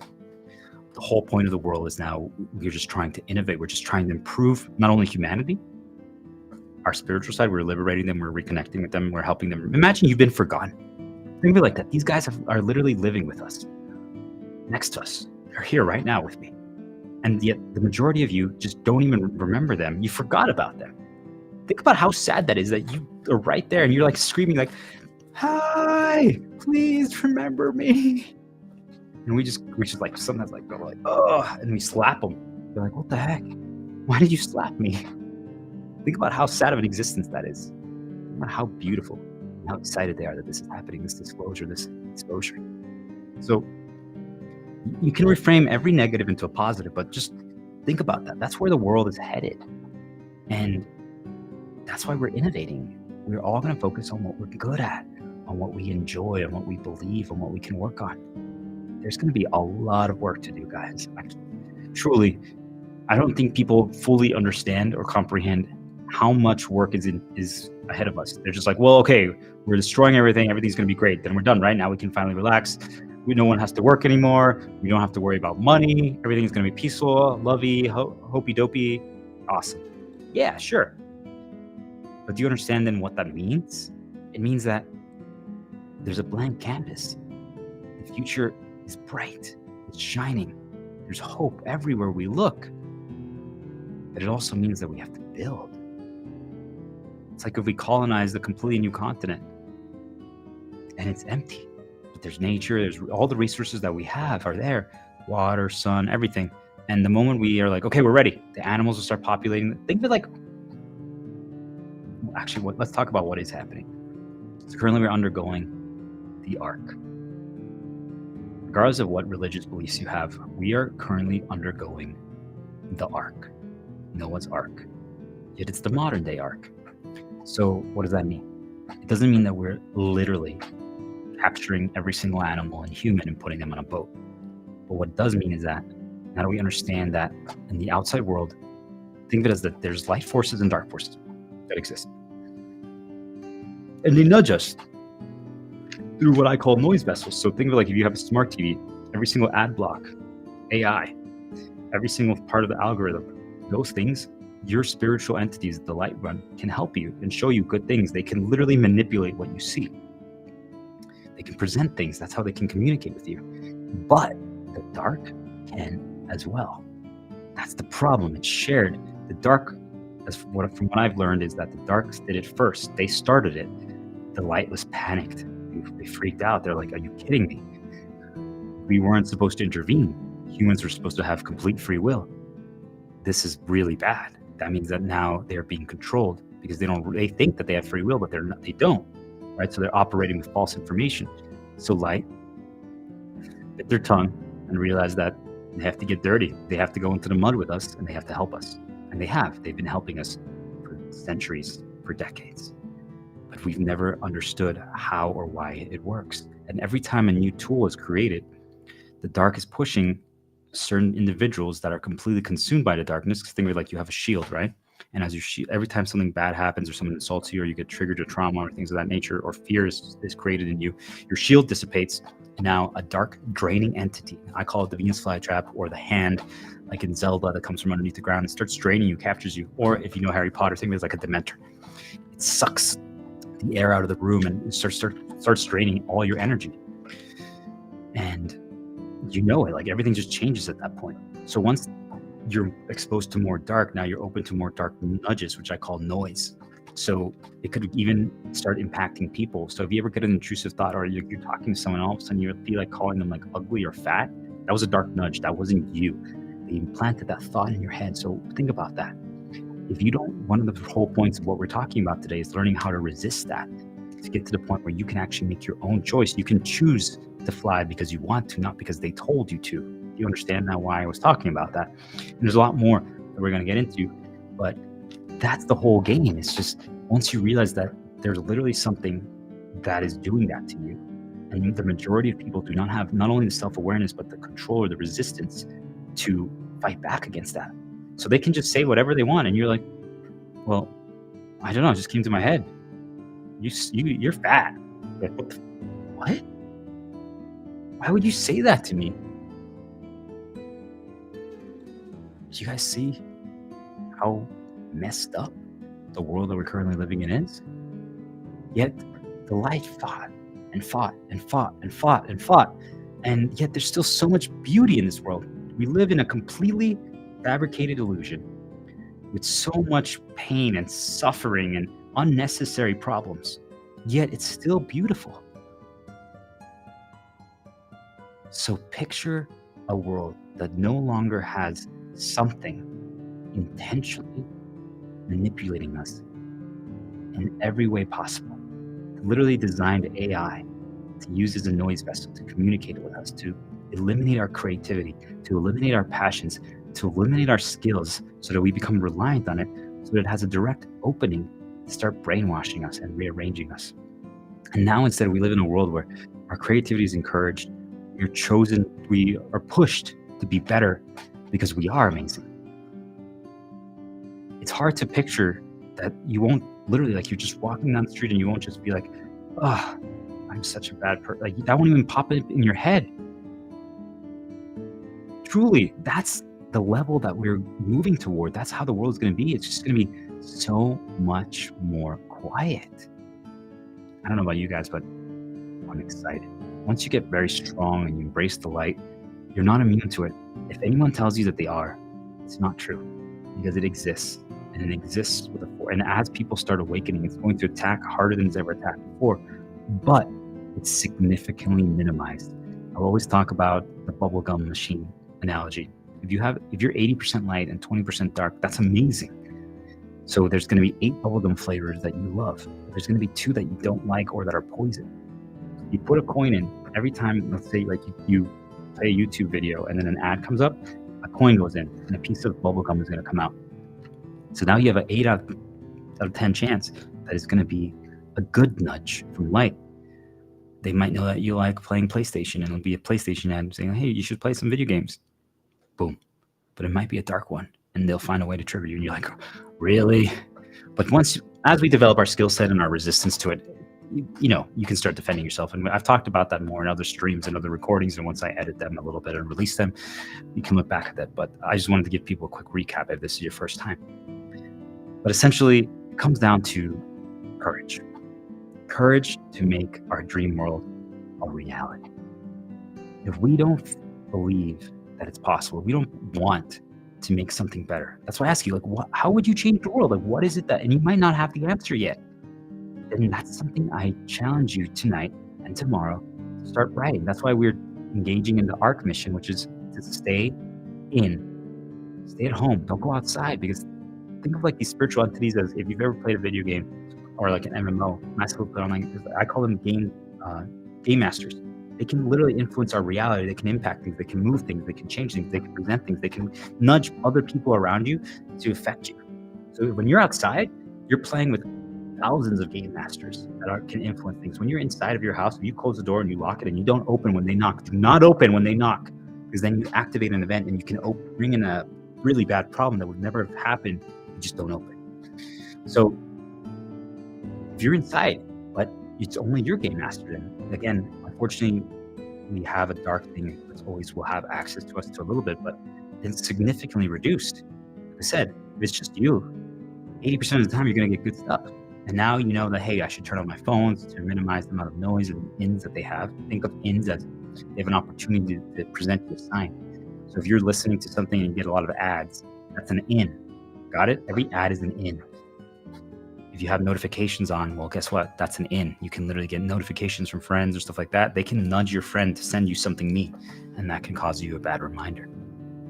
So all of these things are something to think about. But that's why my ask is, what's currently happening in the world is that we're embracing the arc. You've seen outside, the world is flooding. There's a lot of rain. We're purging the darkness. All the bad is getting eliminated. The wicked. Now, being inside is safe, right? You're protected from the noise.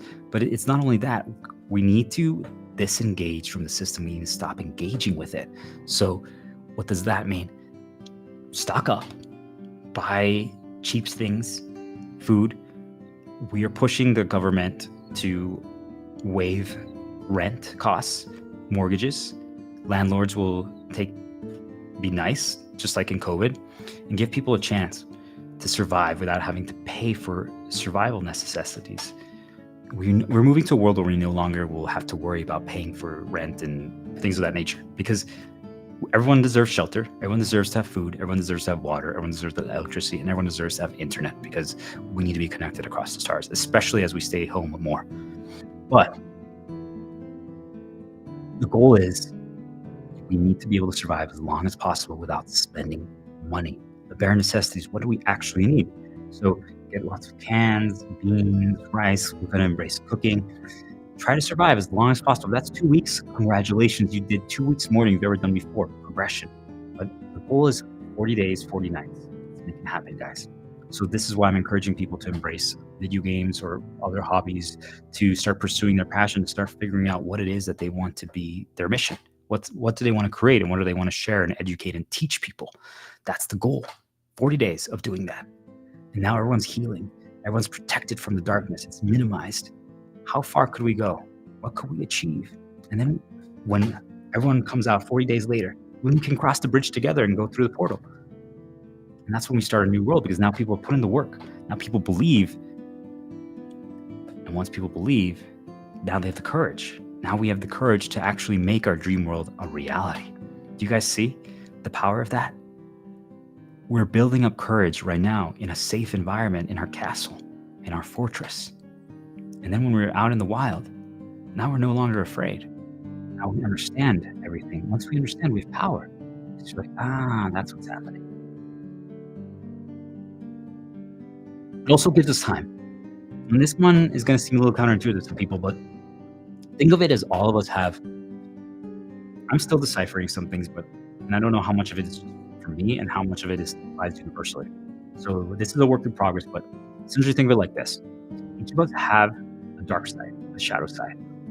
And the goal is we need to learn to master it. Why? I believe in the secret to almost every problem in life is having dark motivations and light actions. Too many of us have taken the approach that, hey, well, if you can't be bad. Like if someone says, hey, you're bad, you're doing an evil action, like we are like, oh my gosh, then I'm going to stop. I don't want to be associated with that. Don't fear it. Embrace it.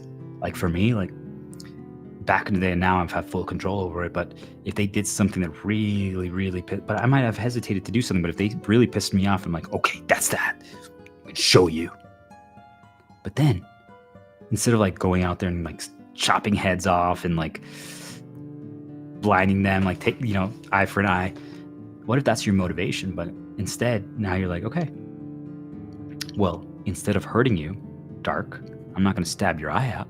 What I'm going to do is I'm going to teach and educate every person how to love, how to have hope, how to be amazing, how to become self-aware, how to discover their passion, how to find their inner flame.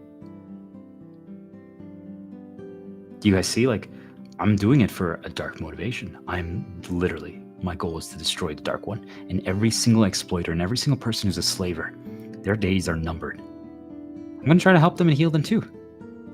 But the dark one, if he doesn't change his ways, I'm literally talking about what most people would consider a dark god. My goal, and it is happening, and it will happen. It's guaranteed. It has no chance anymore. Especially as all of you start awakening and started understanding this and embracing this knowledge. It's already losing, and it's just a few of us right now. Once it's all of you, dark motivation, light action. We have to embrace that dark side. We have to master it. For other stories that people could use for motivation, I Tales of Symphonia 2, the Ratatosk Emil, basically this shy kid. It's a video game. He's a shy kid, and he just hesitates to do everything. But the dark god, or basically like a dark entity, his soul was reincarnated in him. And every so often, like when something is triggered or like he's lacking or he's hesitating to do something, his dark side comes out, and it's just like a switch is flipped. Like they're about to, like, his girlfriend's about to get hurt and his parents are about to get hurt, and then it just becomes dark and just solves all the problems like nothing. But he doesn't stop. Like he starts beating up like the ruffians and the brigands. He's like, they're like, stop! We already won. Stop! And the dark is just going boom, boom, boom. You see, like that's where you have to master it. If he would have unlocked it, and throughout the story, eventually that's what happens, right? They become one and they understand each other and they become connected. But if he could have just, oh crap, we're being literally like people are trying to rob us right now. Boom, you bring out your dark side, you solve the problem.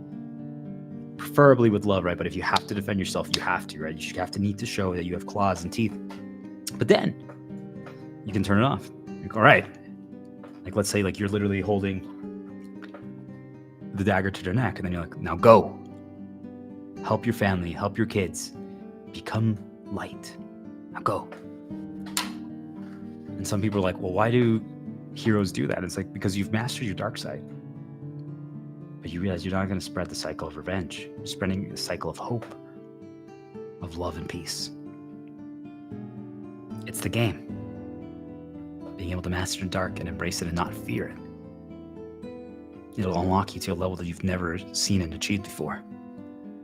But now imagine you're doing that at home, from a safe environment, where you might overdo it. Think of it as like a seesaw, the balance. The first time you embrace your dark, you actually might become pretty dark. Trust me, it happens to anyone and everyone. It happened to me. But then you take a step back, and this is the key. You take a step back, like you got fully dark, and this is where, like, think of it like there's like a chip that's implanted to you when you embrace your dark. It's like you have to be careful, because then you can create fear. You can spawn the Dementor, the dark draining entity that the dark one there wants to start draining your energy. You have to be able to snap out of it, right? Because if you don't, it's going to start causing harm. You're going to start insulting people. You're going to cause problems for yourself. So that's why in the other episodes and recordings, I talked about the different methods that you can do to protect yourself, to remember who you are, right? Like green noise can help. Music, finding out what is actually your passion. So for me, like, I love writing stories. I've written a story that I'm eventually one day going to develop into a video game. I love learning new songs to sing. I love creating these social media posts and content and teaching. I love, one of the best things that I could give for people is love. So if you haven't found it yet, that's okay. What I would recommend is writing a love story. All of us can become love novelists. But it's just for ourselves. You don't have to share it with everyone. Just start writing in a journal or even on your phone, on the notepad, preferably handwritten, but do what you can do, right? Just imagine like your dream girl or a dream scenario. Like, well, first we meet up at, have a coffee in the morning, and then we hold hands while we skip somewhere. Like literally make it personal for you, okay? The point is, all of a sudden now you go back to love or helping someone else. And then you're going to realize, like, wait a minute, I was completely consumed by this darkness. I was yelling and mad and all this stuff. And this was where the key for me, because a lot of people are like, well, if I'm embracing my darkness and it makes me stronger, why wouldn't I go dark? This was the key for me. I'm like, I was starting to, like, there's insecurity. I was just feeling bad. Like I was literally getting drained. But then I helped someone that was struggling. Like, let's just say like a friend or my brother. And like within 20 minutes, I realized, I'm like, wait a minute. I feel good. I feel whole again. I feel complete. So if you notice someone has embraced their dark and is losing it, ask them for a favor. Be like, hey, could you help me with something? And they might be like, no, why do you always need help? I'm like, well, you're really good at connecting like video game systems to TVs. And, since we just got home because we're going to do the Great Arc, we're doing the Great Hibernation, staying at home for 40 days. And I want to play PlayStation 5 with you. Like, oh, yeah, fine. You should learn how to do it. I'm like, I know. And then they do it. And then just keep giving them little nudges, right? Learn from our spiritual guides. And you're like, hey, well, you also like help me like set up the storage and sound. Like, I don't know how to connect like my headset or stuff like that. Before you know it, you're going to see them snap out of it.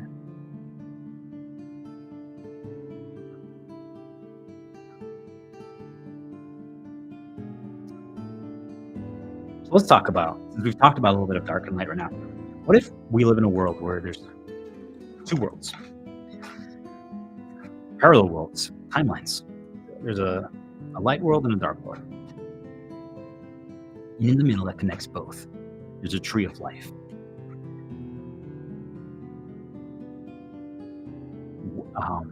Basically, the way the tree of life works is that as one world has more energy, that side of the tree, think of like the tree, each world sees one side of the tree.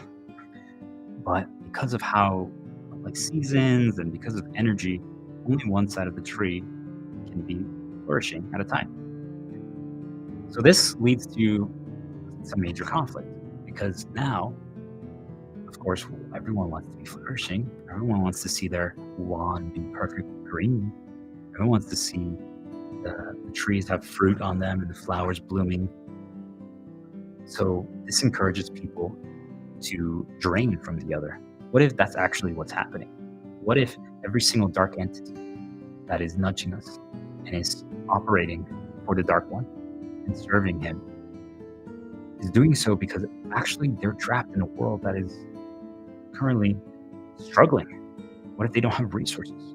What if they are barely alive? And what if they're literally prisoners just like us? We're prisoners at a corporation and we are serving as humans. We're in a human ranch. That's what each company is, right? They're just creating terrible scenarios, taking up all our time, taking up all our energy so that they can give it to the other world, to the dark world, or whatever you want to call it, or the light world. It doesn't matter, right? A name. It's just a name.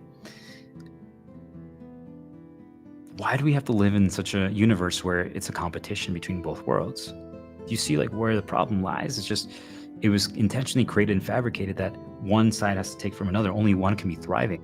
So think about the ups and downs, even just like an economy of your country or stuff like that, right? It's just, why does it have to be like that? It's almost like if one country is doing well, another one's doing poor. Why can't we all be thriving? Why can't we all be sharing? Why can't we all be helping? The Dark One designed the game of life to be intentionally a competition. What I'm proposing, what is happening, what is being created as we speak right now, and as each one of you starts understanding this and starts embracing it, we no longer have to compete. Yet I told you that earlier, I was like, we're moving towards innovationism, not capitalism. So what we're competing with is no longer ourselves. We're competing with just making the world be the best version of itself. But that means we're also welcoming the other world. We're no longer competing against them. We're like, hey, we're uniting both worlds. And that is actually what has happened. Spoilers. Both worlds are now united to work of many people. But also that's why this disclosure is now happening. The spiritual world and our human world have now been fully intertwined and connected. The sooner you believe that, the sooner that you can start embracing that. It's happening whether you see it or not. Period. So now, knowing that, it's like, well, they don't want to do this either. Some of them might be fully indoctrinated. That's the way to go. But I tell you, if we become one fully, them, us, ourselves, humans with humans, like we all become one unified consciousness, one unified force. We are a team. We're helping each other. What does that mean? Someone falls, someone that fails that pass in soccer, you're like, don't worry, man. If you miss the pass, I got you. Right? We have each other's back. We're no longer burning. We don't have to worry about burning ourselves and sacrificing ourselves instead of helping others. It's just everyone's just helping each other. That's the norm. So one of the things that stops that is that a lot of people worry about, first of all, they want their side to be thriving, right? And because of that, we start creating fabricated divisions and separations. And I ask you, how many of them are actually us creating them, and how many of them have been taught to us? Would we know of them if we were just born and someone literally kept us away, like secluded in a basement, and we just never were exposed to like social media and school and stuff like that? But we were taught by maybe someone like myself who was preaching these things rather than that. So they finally joined the outside world and like, we are one. I believe in love. I believe in peace. Like, this is what's up, guys. And everyone looks at them like, Who are you, weirdo? Like, don't you know? We're the superior race. That's called conditioning, my friends. You've been conditioned. You've been conditioned to believe that, and that other person was conditioned to believe that that wasn't the case. So it doesn't mean that conditioning is necessarily bad, but you see that everything you believe, everything you've come to understand about the world has been put into you intentionally. My problem with the current system, which is why I'm destroying it, is because they intentionally chose to keep things from you. They didn't present all the information. What I am arguing for and what is happening and what will happen is that everyone has access to the same information. If you don't want to use it, that's your choice. But why do you think what I don't think is okay? And I want people to debate this with me is like, why should we intentionally tell people that the world is a way that it's not? Let them believe that just so that we can manipulate and control them the entire time. Yet there's a few people that might actually know exactly how it works, and they're laughing all the way to the bank, taking all of your energy, taking up all of your time, and you have no chance to improve things, and they're like, they don't want it improved. They're serving the dark one. They sold their soul in exchange for certain benefits. But the moment they stop being useful, if they wake up right now and they start fighting back, you best believe that the dark one is going to try to sabotage them to a level you've never seen before. So if you see a fall from glory from a celebrity that seemed like they had everything going their way because now they're starting to do good, that's why. So you meet this person and say, well, I'm the superior race.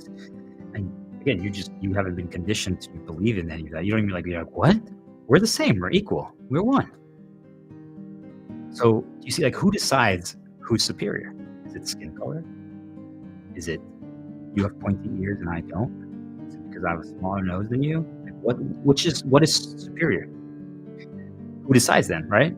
If those things are all arbitrary, is it an outsider? Do we have a judge and jury that decides that? Is it ourselves? Is it our families? Is it our friends? You can keep going down the ladder or up the ladder depending on how you see it. And it's like, well, at what point do we draw the line and say, technically, no one can judge, no one can decide. It doesn't matter. We're literally the same as. Are we alive? Yes. Are we? Do we have DNA or energy or what code? Or maybe this is all a simulation. Maybe we're a robot. At what point do you say we're the same?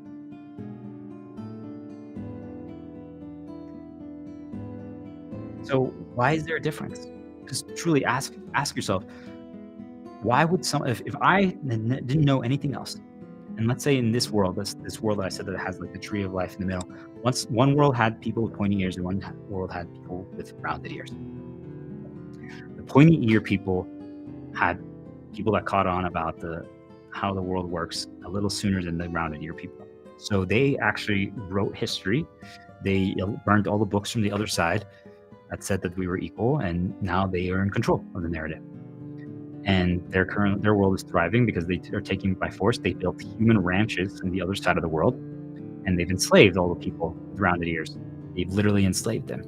And from the beginning, they created school systems. They designed the school systems, and they have TVs in there and books that they wrote and media that they created that they push to the kids because they realize that if you get to them early, you can completely rewrite them and make them believe certain things that might not even be true.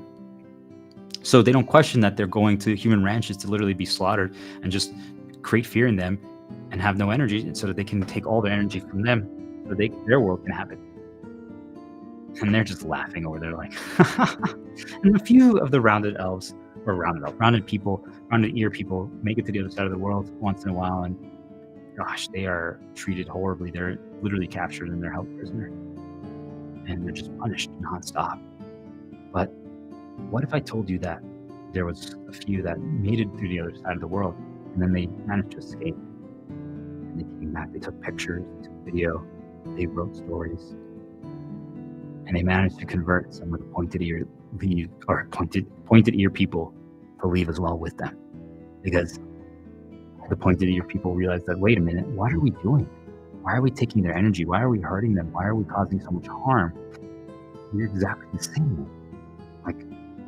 What if this person who had the rounded ears painted a pointed ear? So people didn't realize at first that they were pointed ear and they were treated amazing. They're like, wait, so just because I painted or put a little fake plastic there to make people believe we're the same, now they treated me better? If that happens, you come to realize it's all arbitrary. It truly just doesn't matter. So now these people group up and they realize that they have to start educating and exposing, so they come back to the original world and they start telling all the rounded ear people, like, guys, wake the heck up. You're literally being slaves. All they're using you for is your energy. Why do you think you have no time for anything? Why do you think you can't focus on your passion? It doesn't have to be this way. You went to the other world, they don't work at all. They do whatever they want. They just literally are laughing. They're watching you. They even have cameras and videos and televisions that watch you just slave away. They're enjoying everything that's happening over here. Why do you think they call themselves superior? Because we let them believe that we are inferior to them.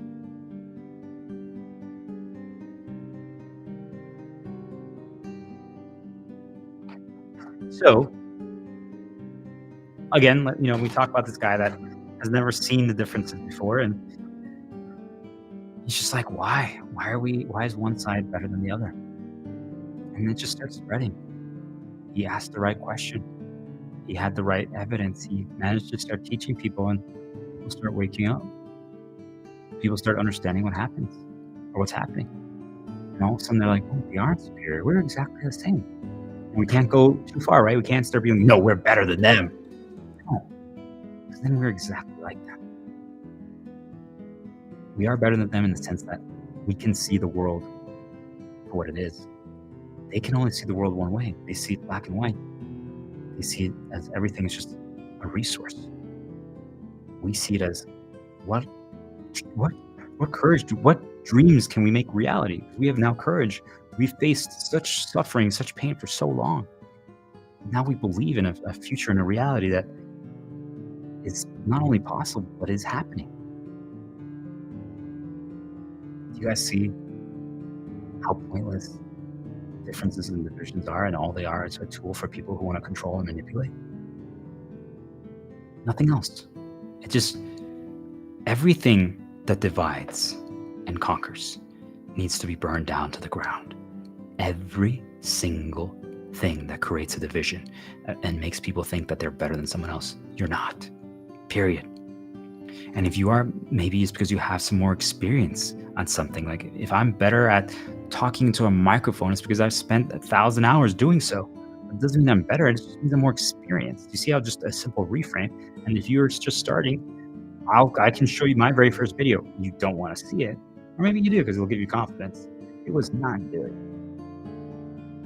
It was progression. I got there, and I still have a lot of work to do. It never ends. So no one's better than another person. We're all equal. Period. We need to stop taking each other's energy. And who gets to decide who's better than another person? Not you, not me, not a judge, especially not a celebrity, especially not the government. Because if you're listening to one of them, you're 100% being indoctrinated. It's all a puppet show. So wake up. It's time to reclaim our rights, our freedom, our hopes, our dreams, our love. And let's talk about another thing. Spirituality, right? Some people might even call it magic. Some of the things that you might see that it can lead to are magic. But if I asked you, do you believe in magic or not?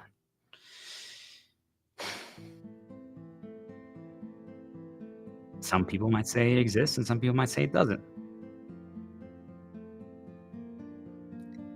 People who think it doesn't believe that magic has to be something like, well, this mug is going to move, levitate from here to here by itself.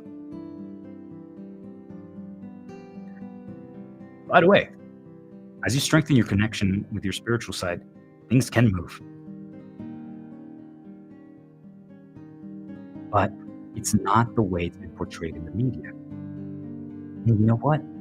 I'm still getting stronger every single day, so it might get there. I don't know. Anything's possible, especially with the courage to make it reality. So, and there's so many other things that I don't want to scare people or overwhelm people, but there's a lot that's possible. Magic exists. But when you think of it as just, well, it has to be this one thing, you literally are limiting yourself from opening your eyes to what could be.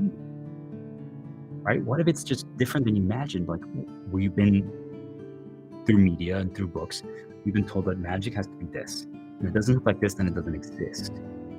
So I'm talking to you about this spiritual world and these entities that are mostly helping us, but then now there's some that are affecting us. If people can't even envision it because they're like, well, that's not possible because it's not like this. I literally just sorry, bro, but like literally my brother's like, well, if I don't see something physically appear in front of me, like almost like a spiritual body, and then it starts talking, well, then it doesn't exist. And I'm like, okay, why does it have to be like that? So that's what I call the curse of preconceived notions. If you go into, again, let's minimize our expenses. We're approaching minimalism, trying not to engage with the system so that it breaks. Because think of it like this: if A is relying on B and B is relying on C, if you stop A, B and C fall apart. Got it? So that's what we're doing. But so don't just take this as example. Take the underlying lesson. Don't focus on the actual facts. So let's say I buy a ticket to go to a nice resort in Mexico, a beach resort. But all of a sudden my ticket got canceled. I'm like, everything's booked. So I'm gonna instead just I have to get a cheap one, a cheap hotel. And this cheap hotel has like cockroaches, it's dirty, the fan is broken. Like it just needed maintenance. It just needed some love. It just needed some hope. The employees just don't really believe. It's just not really the best place. But so my expectations were like this place of luxury, this clean place, like it's bright, like it's shining, like everything's you're catered to, you're pampered to. But then I go over here, and this is my first time in Mexico, right? And everyone told me that Mexico's amazing, and Mexico's all this stuff, and that just wait, there are gonna be like hot girls that come up to you and just do shots, and you can do all these things, and the tacos and the food, and then you went to this place, and now you expected that, and you get there and just it doesn't look like your preconceived notion. So you just didn't enjoy your trip at all because you thought it had to be this one thing based on what people told you. If you would have just gone in, because you might be like, hey guys, I'm going to go to Mexico for the first time. And people are like, have you done any research? Do you know anything about it? I'm like, no, I'm just going to go. You're going to have much better time than if you have a preconceived notion. Now, if you can research, if you can study, if you can learn without and just take the underlying lessons and prepare and not use it to completely influence you, then it can be a strength. But most people are not there yet. It's progression, right? Once people have developed that skill, that resistance, that's the key theme of this, you develop resistance. Once you develop your resistance, then and only then can you embrace preconceived notions. But until then, stay as far away as possible from them. You're just putting yourself in danger. You're blocking knowledge, you're blocking development.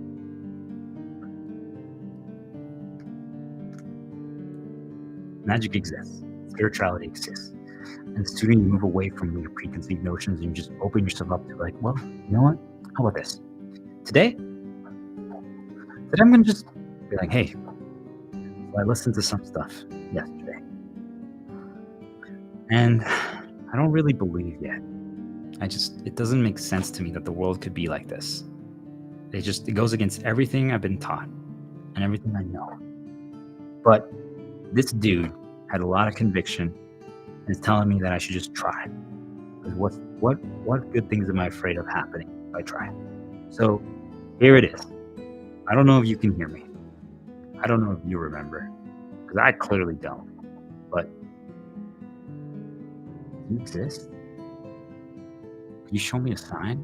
How can we start communicating? How can we start learning to trust each other? How could we learn to become one? Create our own language. I call it utopia, but create your own name for it. It's not the end of the world, right? And all of a sudden you're just like, well, I'm going to be open today. If something happens, I'm going to pay attention to differences.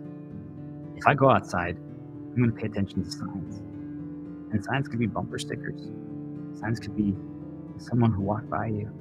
Signs could be the YouTube videos that are recommended to you. Signs could be the things your dog does. Pay attention to their behavior. And you're like, what's going on? I'm like, that seems different. Could it be? Well, okay, maybe. I don't know. Listen to music that invokes a different vibe. Use tools to help you, right? At the beginning, you're going to need some help. Once you get to a certain stage, now tools are just crutches. They're actually a hindrance. You don't need them anymore. Like at the very beginning, when I first started, I mean, I had PTSD. I was completely traumatized, and I had to heal all of that. So I did a lot of healing work. And what helped me was I did smoke marijuana and weed, just to kind of break faulty wiring. Think of it like this: like when you have PTSD and trauma, the plug that was supposed to go here went here, so you're just broken. And I use that not to replug it, but it basically just unplugged the faulty plug. And I'm like, whoa, like I'm not healed, but I'm just. So if that's something that you need to do at the beginning, that's fine. Don't use alcohol. Then incense, highly recommend that. Going out in nature more. I know I said minimize time outside, but if you can minimize the time away from a city, you can embrace a little bit of nature and quiet. Check that out. It really depends on your feeling. If you have a lot of love and hope and peace inside of you, that is going to be extremely powerful. For example, let's say you see like an ant or a spider or a fly or a cockroach in your house or apartment. Don't kill them.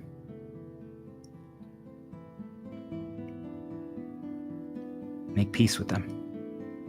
Be like, hey buddy, I'm going to try something different today. Normally you made me really mad because you're invading my territory, but I'm going to love you today. Try it out. And what might end up happening is that you start breaking down your old barriers that were preventing you from believing. Think of it as like you lost your imagination, you lost your connection. Some music that I recommend: Lion King, like He Lives in You, Zelda Ocarina of Time, The Spirit Temple. It just has a certain vibe, but you're going to find the music that works for you. That's the most important thing. Is going to be your journey. It's personal. It's not a race. It's not a competition. But once you start going down this path, it becomes a beautiful, beautiful, beautiful journey. And what you find is it's just a journey filled with love. So, yeah, let's talk about that one first. Think of it like this. Light lets you come to the realizations that it wants you to discover and decide for yourself. Light, this is why we want the spiritual awakening. The light nudges, they're going to tell you, good job, after you do something well. Think about that. All those people who've lacked encouragement and hope and positivity in their life. If you just want a permanent cheerleader attached to you, embrace spiritual awakening. If that's not reason enough for you to just try, literally think like someone is literally going to text you or call you the moment like you finally decide to start sharing your knowledge, your incredible writing talent about any topic. Let's say it's about how we can unify political parties. We no longer have to have division. We can have one unified party and still it won't be a dictatorship or like a monarchy. It's just they're going to unify the ideas. And you have ideas about that. And you just finally write about it and you start recording it. And then I text you or call you like, dude, I saw your post. I'm so proud of you, dude. You're amazing. We've had so many like 6-hour conversations late at night about those stuff. And I'm glad that you finally took that step. Imagine that. No one texted you physically in person. No one called you. And they will find ways, by the way, to give you nudges like that if you need them, or physical ones as well. Also, you might get a song presented to you that's like, he's amazing, he's amazing, he's amazing. You're like, what? Like, this is so cool. Imagine. Doesn't that just sound full of love and hope and incredible? Like, why would you be afraid of that? Why would you not be open to that? I ask you truly, why would you not be open to that? They're there regardless if you are or not. That's the part that I want people to understand. They're with you regardless if you are open to them and you let them in and communicate with them. But if you don't do that, all you're doing is giving more of an opportunity for dark to be influencing you and engaging with you and showing you dark signs. So for me, it's a no-brainer. Yeah, I want a cheerleader. Yeah, I want to feel that love. We have an incredible connection. We can achieve things that we've never been able to achieve before. Both of us have developed. We've reached new heights that we've never thought were possible. It's an incredible thing. And the sooner people start realizing that's the case, the sooner their life will change. One of the things about what I said is that they let you decide for yourself, which is why you know the difference between dark and light is that, let's say we just agreed to do this arc strategy to bring down the system and start healing and start preparing and finally be ready to reach the new world and defeat the dark one while we're training. And you decide, for me, here, let me make it personal. I was thinking about getting a computer chair. Maybe one of those that even have like a massage thing. Because the truth is, I've been streaming every day for about 5 to 7 hours and just going and going and going and going and not taking too many breaks. So my back hurts a little bit. But I need to walk it like I talk it.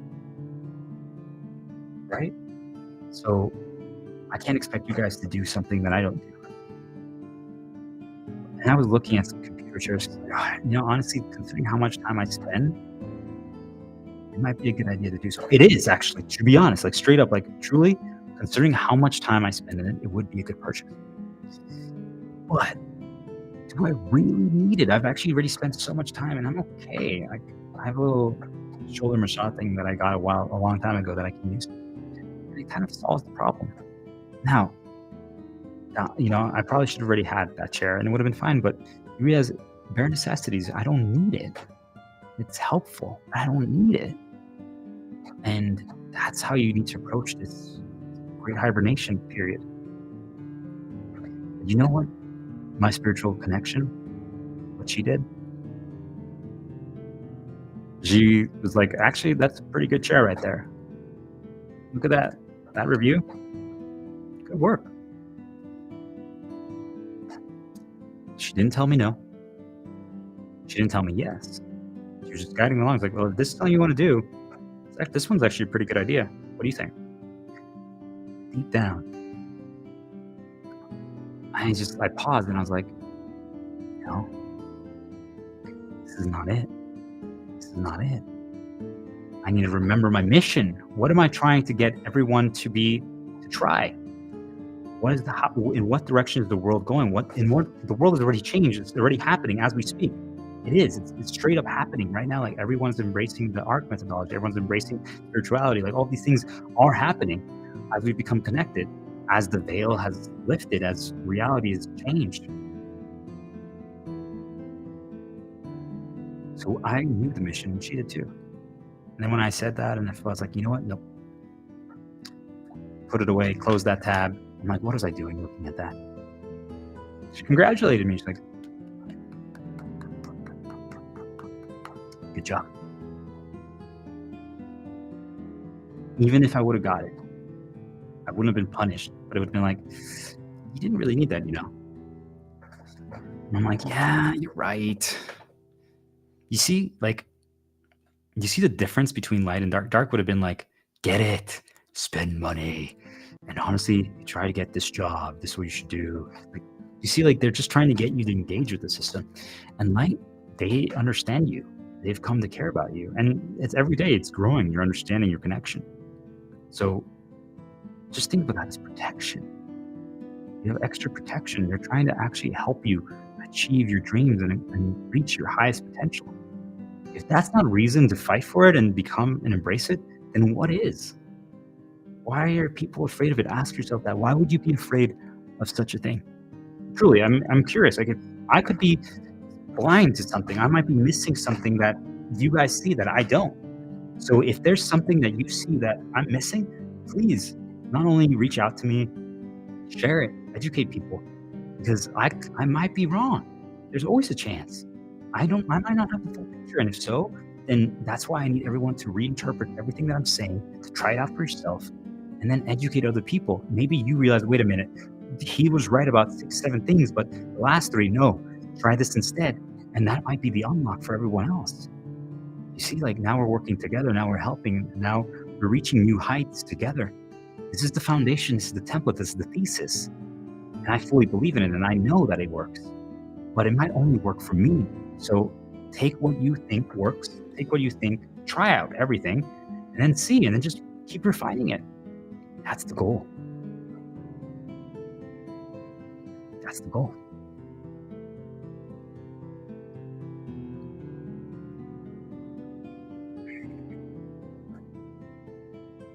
Let's talk about the meaning of birth. I'm going to change the music.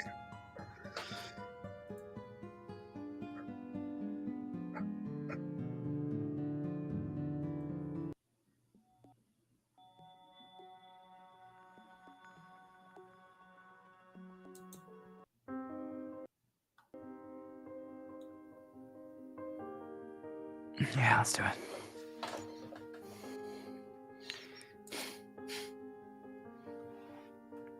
Sometimes I wonder how much. Never mind. We got this.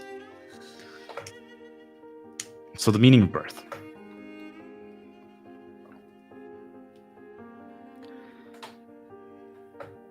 Too many of us view birth as a one-time thing. Well, I was born on X date at X hour, and that's that. That's my birth date. Technically, you're not wrong. But let me paint you a picture. What if we lost everything? And I mean truly everything. Maybe all you have is shelter. Let's make it a little positive. But you lost everything but some shelter. You actually have a safe place to sleep. You lost your family. You lost your money. You lost your tools. You forgot who you were. Because you were so viciously attacked. You were sabotaged. You were insulted. You were betrayed. You were intentionally falsely accused. You've dealt with all these things. And so much darkness has entered your life. And every time you thought someone was going to help you, turns out they just were selfish and they cared about how it affected them. And they might have helped you in some ways, but at the end of the day, it was more so about helping themselves because you going through this was causing them misery and problems. And I get it, right? Like we all need to care about ourselves, but you see, like we're currently living in a world which is all about service to self. Oh, sorry, we used to be living in that kind of world. From now on, starting today, we are living in a world of service to others. It's beautiful. It's something incredible. I've never seen so much good now in people. It's changing every day, and it excites me beyond anything. It's working. The message is spreading. The light is growing. The hope lives again. Yet, this person who lost everything, and the people who he thought or she thought that had their back, they didn't want to listen what they went through. They didn't want to listen how they felt. They just were like, do you understand what we went through? We were so stressed. We were so sad. Can you just shut up and listen and do what we want? And now, I mean, they're helping, right, on paper? Because the other person's lost everything. So anything is a bonus, right? If you have absolutely nothing, well, anything helps. Like if someone gives you a piece of paper, that's amazing. You had nothing. So, but when they were around these people, remember we talk about like fear and anxiety and trauma creates dark ones, draining entities. So this person's already hurt. They've lost it all. At least they believe so. They truly believe that they've lost it all. Whatever we talked about that earlier, it's like if we believe that some things are all and we lose that, then we get devastated. You know, and then but slowly, as you start losing one thing after another, you start realizing, wait, I thought that was my all. And I kept going, and then I lost that, and I thought that was my all. And I kept going, and then I lost that, and I thought that was my all. And I'm like, wait a minute, I'm still alive, and I'm still kicking. So what actually is my all? Our spiritual connection. But let's keep going. So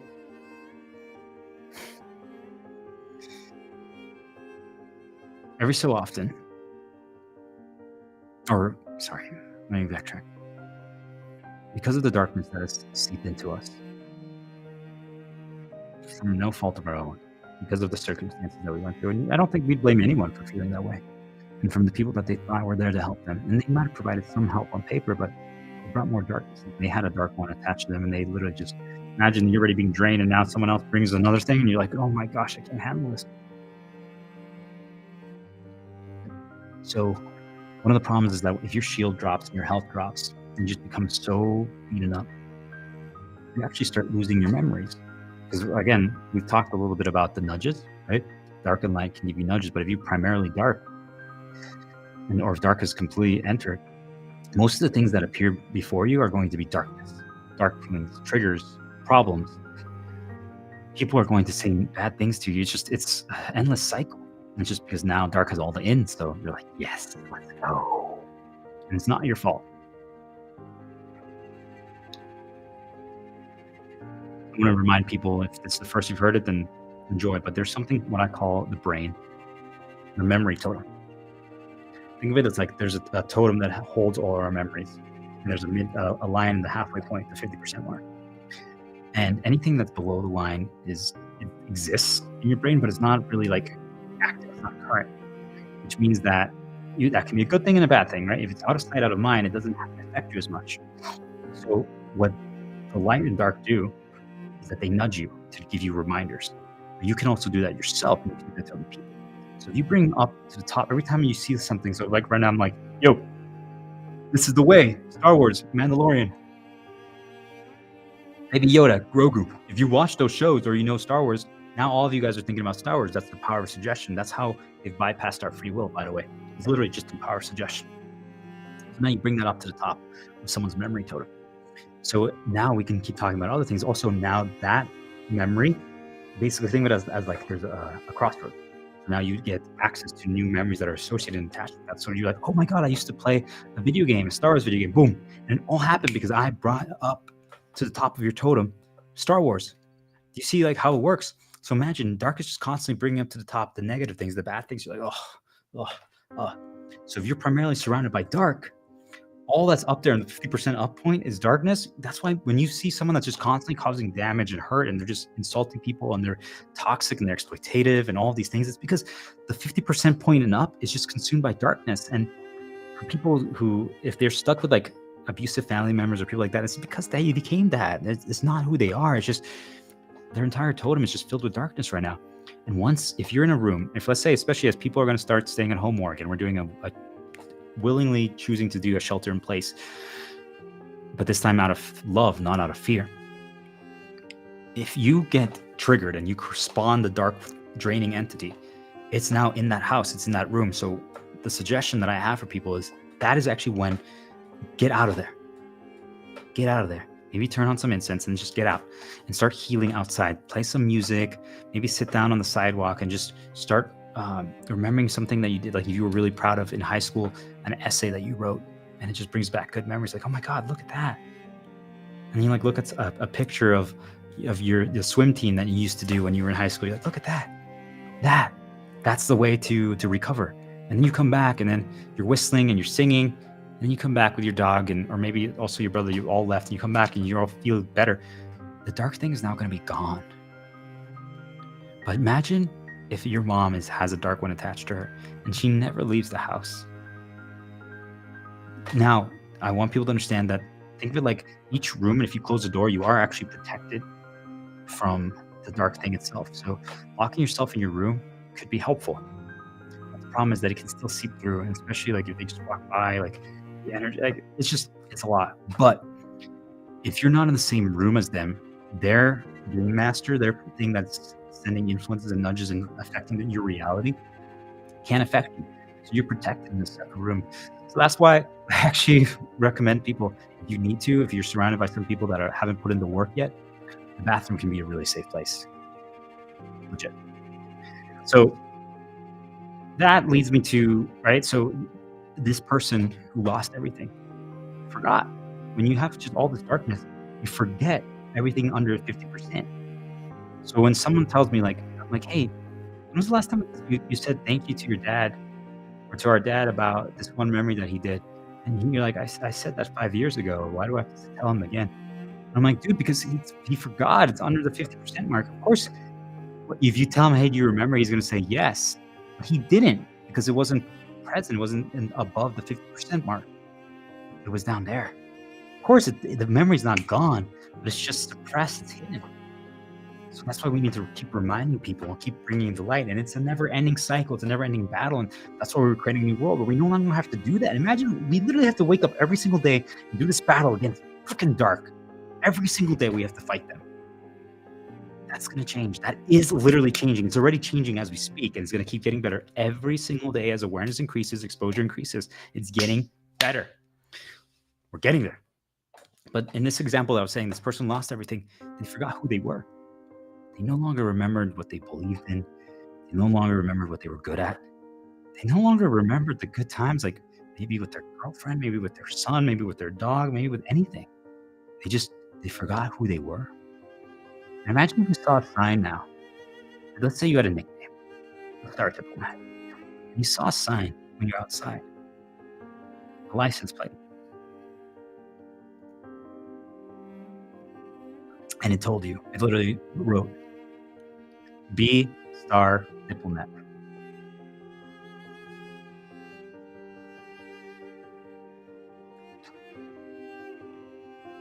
What?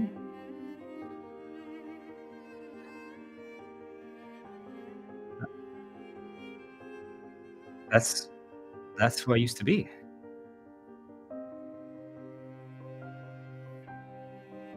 That's who I used to be.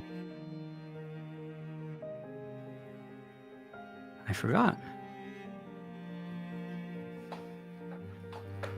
I forgot.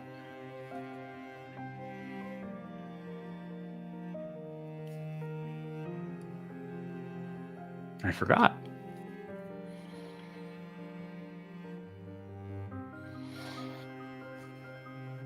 They made us forget. And now they can literally rearrange you. So for anyone looking for a video that has a pretty good example for this, Bob Marley, Could You Be Loved? Check out the music video for it. It shows noise and shows not listening to them, ignoring it. But now they can make you believe something that's not true. Now all they need to do is create a traumatic event for you. You have primarily darkness, and they create a traumatic event for you. And then after that traumatic event happens, all they need to do is give you a nudge, a reinforcement, a negative reinforcement. So let's say you're thin as heck, but you finally were like, oh, I broke up with my girl, I'm going to try to get a new girl. I don't know why you decided to do that. There's other things that you should be prioritizing right now, but let's just say that's what you decided. Okay, not necessarily right. And then this girl tells you, like, you guys go on a date. She's expecting you to pay for everything, right? Of course, there's alcohol involved, all the things that are to get you to drain your resources. And then she's like, I'm having a really good time with you, but I just realized when you got up and went to the bed that you're fat. And back in the day in high school, you used to be fat and overweight and you had body dysmorphia, and you've healed it, you've overcome it, but not fully. Like, it's still there a little bit, right? But now you're, because of everything you've been through, because of all the problems, your shield's low, or it's gone. And when she said that, it just triggered you. Your trauma, your insecurity just came back.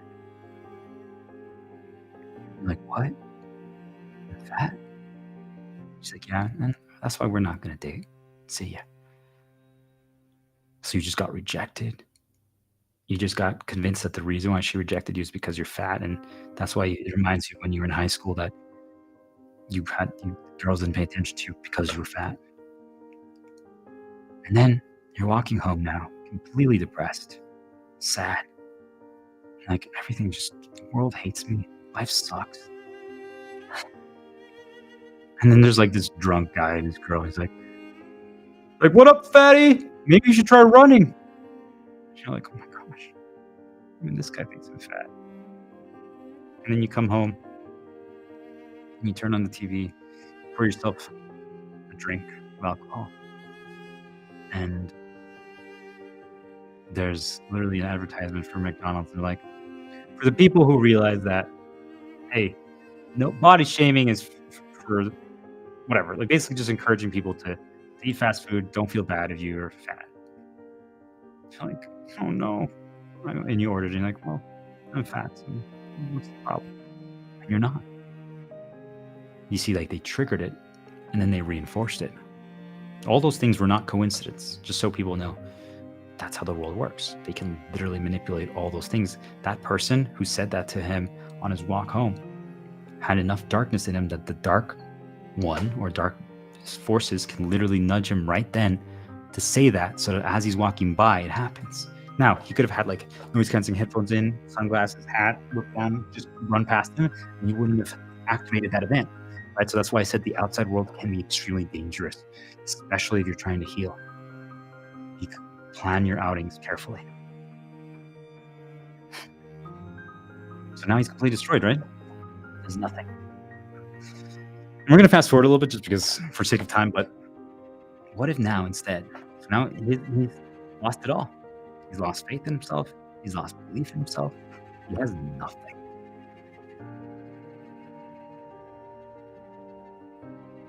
What if this is actually just an opportunity to rebuild a new life? We erased all our old memories. I mean, the dark did it. What if truly, like, they're gone now? That's it. For anyone who's played video games, it's like your save file got deleted. You're like, no, I had an 80-hour save file. Like I was almost at the end of the game. I've been playing this game for 80 hours, and now all my work is gone. But actually, that's not the case. Even though for some reason you're like, you hit new game, and you're like, wait, my character is back. But my character, he doesn't have all the fancy equipment. He doesn't have the weapons, the shields, the armor. He has zero money. He doesn't have the clothes. He doesn't have the apartment that I already bought in the game. But wait, he's still the same level. His some of his skills went down a little bit, but it says that there's still, like, let's say if your skill in like cooking was 10 out of 20, it shows a parentheses next to the 10. It says temporarily -5 because of sadness and rust. You're like, oh, I'd never seen that before in the game, but okay. So his cooking is a 5 down to the 10, but and basically that's what every skill is. But all of his skills were the same as they used to be when you're in your 80-hour save file. So wait a minute. Huh. Technically, I could get back to where I was in the 80-hour save file a lot faster this time because, let's say like you're level 50. And normally when people start the game, they're level 1, so that means you have a lot more strength. You have a lot more wisdom. You can do a lot of damage really quickly. Like, let's say you fight some goblins or like some dark bats or something. I don't know, right? And normally when you're level 1, it takes like a minute to defeat them. But now that you're level 50, you literally just go, book, and they just fall over. You all of a sudden you start playing, you're like, whoa, actually, I'm kind of overpowered. Whoa, I'm strong. Because even though I lost everything, I lost my tools, I lost my resources, I didn't lose my experience. I temporarily forgot them. Forgot I got rust in them.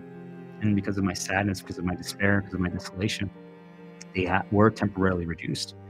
But my skill is still there. It just needed to be recovered. It just needed to be shined. I was like, think of like you have white shoes that got dirty and you just forgot to clean them. And now you just finally decided to clean them. And then they look amazing again. You breathed new life into them.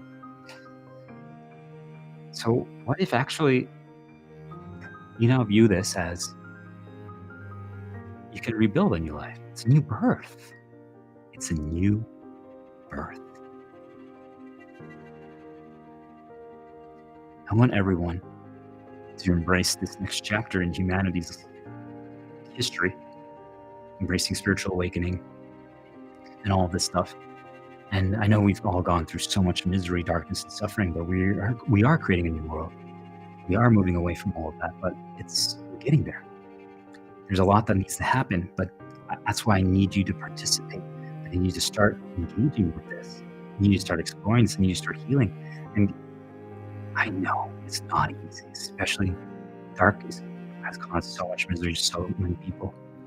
But if you can just view it as this is your phoenix moment, this is everyone's phoenix moment. We're all transforming, we're all experiencing glorious rebirth.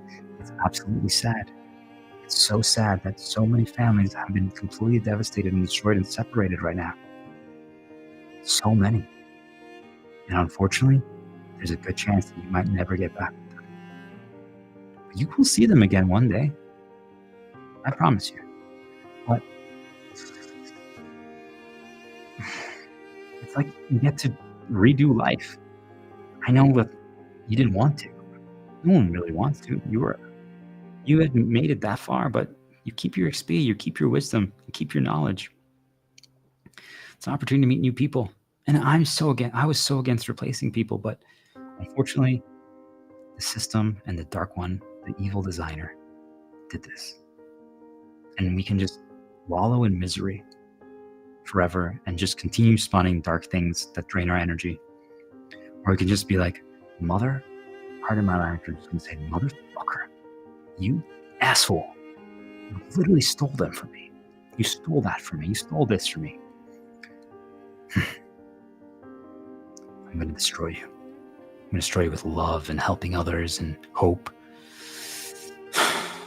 But I need to detach. I need to give up attachment. I need to always remember them. You'll never forget them. But it's time to let go. It's time to write a new story. New people, new environments. Maybe we move. Maybe we finally quit that job. Yes. Break the system. Maybe you change cities, right? Like, again, I'm not trying to encourage you to spend money right now. So if you are okay, just hibernate. But if your job will not give you time off, paid time off, and they're threatening you, fucking quit. Create a rebellion at work. Create a strike. Guys, it is time. If they're not going to help us defeat the dark one, then you know that they're helping the dark one. It's that simple. We just want to create love and peace and make a new world. If they're not on board with that, then you know where their priorities lie. It's very simple. Now, it's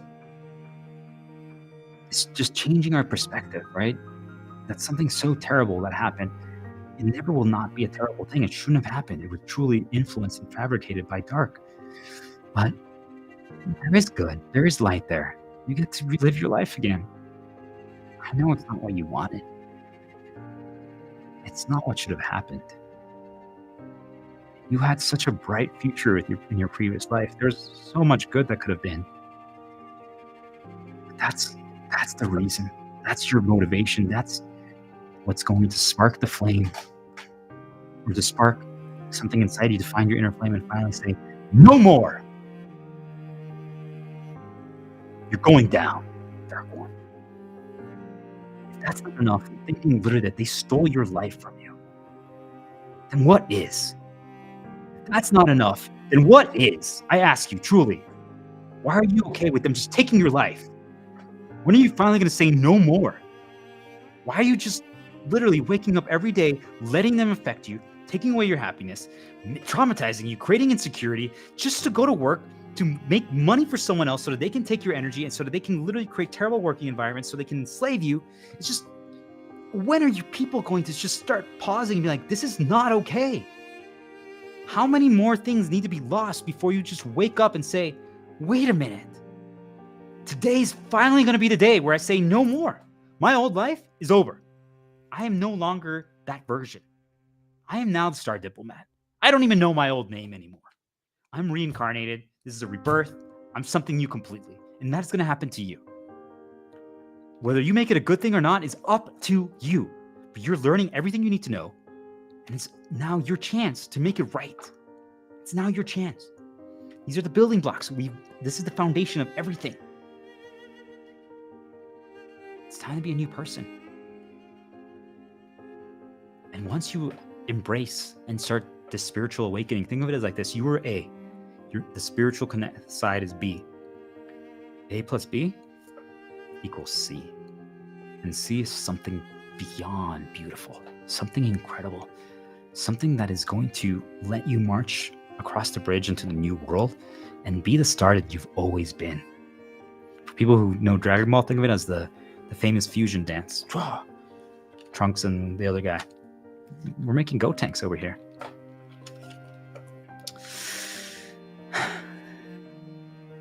It's time.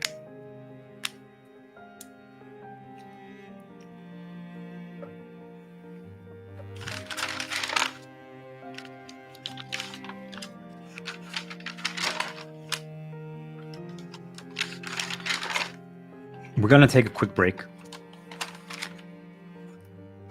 A really short one. I just need to drink more water. And then we're going to talk about proof of choice.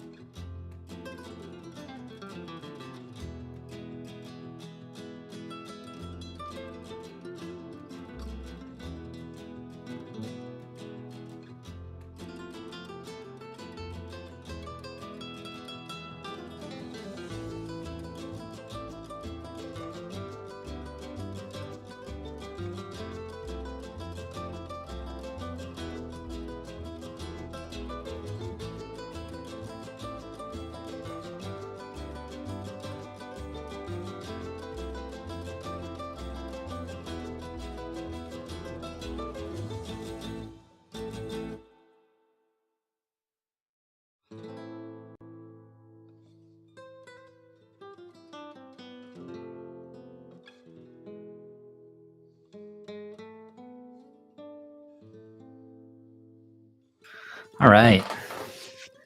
For anyone still here, watching, cheering, supporting, learning, thank you. Anyone watching and recording, appreciate you. Remember, take breaks. Even though this mission is super important for all of us individually and worldwide, we can't win. We don't have energy. So recharge. And let's make it happen. Okay.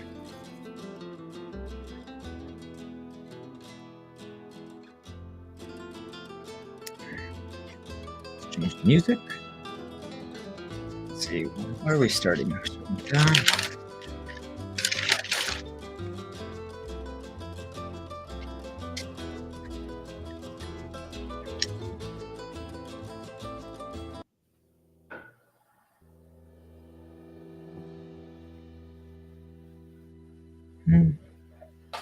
Let's try it. You can always change.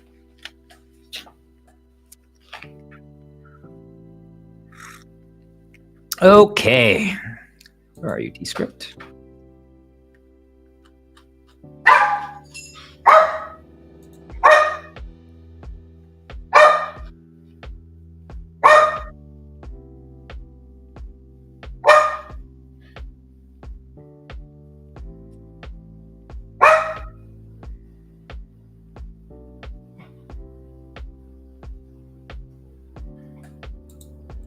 I'll rename down the meaning of birth.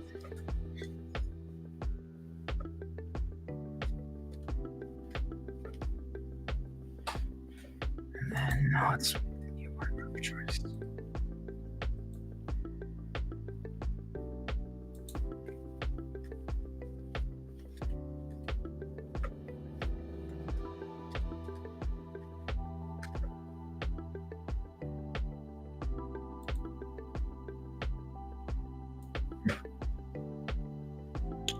Okay.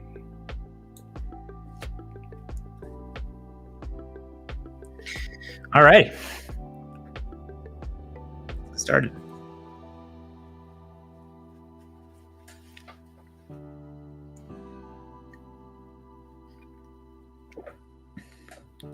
Sometimes when we're working with an organization or we choose to follow a star in the distance that's shining bright, that we might not understand everything. We might get caught up in the hype, but we also might doubt far too much. Both of them are not wrong. Both of those options are not correct. Just like everything we see around us, nothing is true, nothing is fake. If you can take that mindset, and people are like, well, then is nothing nothing? Yes. You just realize that nothing matters, which then means that everything does. If you're not following along logic, let me explain. So imagine that we are going into battle. That's what's happening. You're being trained right now. You're being educated. All this information is being disclosed so that people can believe, so that people can remember who they actually are, what they have inside them, how the world actually works. But you might be skeptical. Yet, regardless of what you believe, it's happening. A lot of people have heard the infamous philosophical debate is like, if a tree falls in a forest and no one's there to hear it, did it actually fall? Did it make a sound? Right? Like, technically you can just say, well, no one heard it, but it still did it. Does there have to be someone there to activate it, to make sure that it creates a sound? You see, like, do you guys understand where I'm going with this? If we have to be there to make it happen, then do we? I mean, how do we know? We don't, because no one's there. Like, just like if right now you read a news article that said something and it's somewhere across the world and you're not there to see it or hear it or experience it or feel it. Did it actually happen? Did it? I could tell you right now that there's literally 10 feet of water outside where I live. It's flooding. Is it? I don't know. Is it? It's not. But you could believe me. Do you see like why, if nothing matters, you can just take it at face value, but you try to take the underlying lesson. You're like, well, why would he say that? What's the benefit to it? What's the consequence? So now you can just absorb the information without taking it as a fact, which means that if down the road someone else says, hey, I'm also experiencing flooding and there's water everywhere, now you can say, well, wait a minute. Really?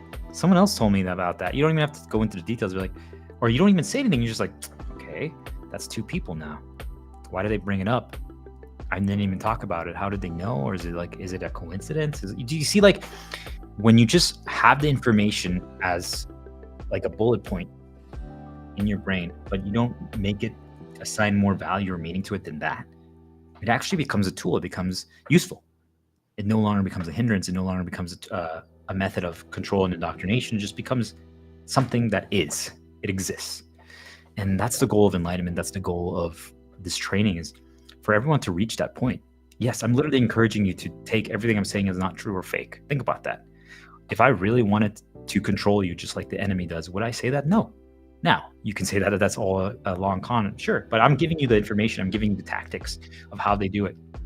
If I wanted to do this, the best way would not be doing this. I wouldn't be educating you on this. The whole point is, it's protection. Protect yourself. Protect yourself from everything, from everyone. Inform yourself. Understand how the game actually works. It just changes everything. So,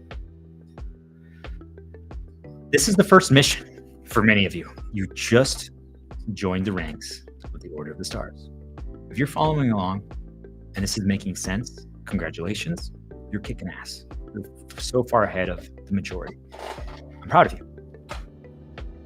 If you're struggling, if none of this makes sense, if this is causing you stress, if this is making you feel overwhelmed, this is making you question everything, if this is making you mad at all the people who've lied to you throughout your entire life, then let's pause, relax, listen to some of your favorite songs, start writing some things out, maybe play some video games. If you need to, go on a brief walk, but be careful. Don't pay attention to too many signs. Just focus on you for now. Things of that nature, right? Let's reset and let's try again. You're not going to learn everything overnight, but that's why the first mission begins now, which is you're now a soldier, a warrior of light. You become a star. Even if you don't understand everything yet, just for you being open-minded enough to experience this, to explore this, you already are a miracle child. You're amazing. You're absolutely incredible. You're doing something that the majority of people cannot do, which is explore. And now, as you start developing the ability to be like, well, okay, I don't fully believe him, but I don't disagree with him. Let's experience this. Now you can try it for yourself and see how you feel. Try these tactics. And as you can tell throughout this conversation, I've been sprinkling in and planting seeds for you to consider why you should join this fight. And really it just comes down to regaining your freedom, regaining control over the narrative. I mean, if there's one thing that is not okay in my mind, and I'm curious what you think, is that there should be absolutely no slavery, and we should all be free. Free to make our own choices. If we make a mistake, then it's on us. But we can always correct it. You know, if I put too much coffee in, or coffee powder, and I'm making my coffee and it'll be just way too strong, and I know that I've made it for multiple people and a lot of them don't really like strong coffee. Well, you know what? I'm like, ooh, I just remembered and I can take some out. Right? So even if we go too far right now with all this and we make some mistakes, collectively, we can correct it. We can go back and fix it and make things better again. That's the beauty of this new world that we're building. So we can do that. I have a feeling we're not going to have to make a lot of corrections, because when everyone is viewing it from the same angle now, they see the same thing Because right now, people see it 100 different ways because of all the different manipulations. They're like, well, that person in that city, in that country, we're going to make them think this. We're going to make these people think this. And we're going to make these people hate these guys just because.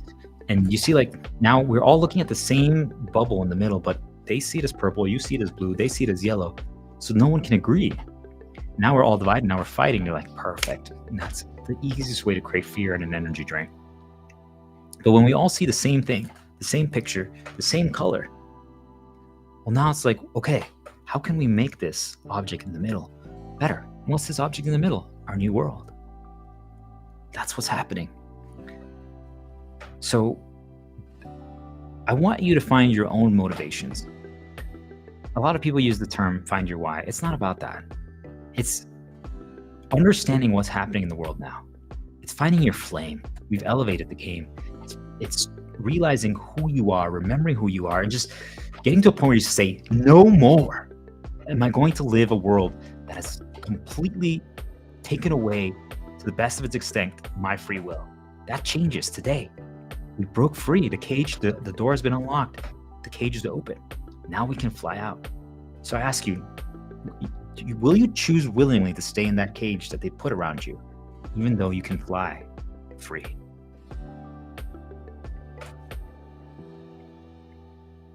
This is war. I know. I talk about peace. I talk about love. I talk about hope. I talk about light. Yet I just said war.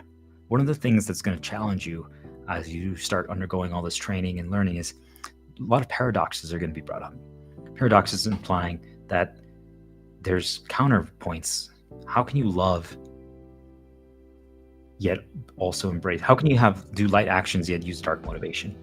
How can you say love and peace yet tell people that there's going to be judgment if they don't become good?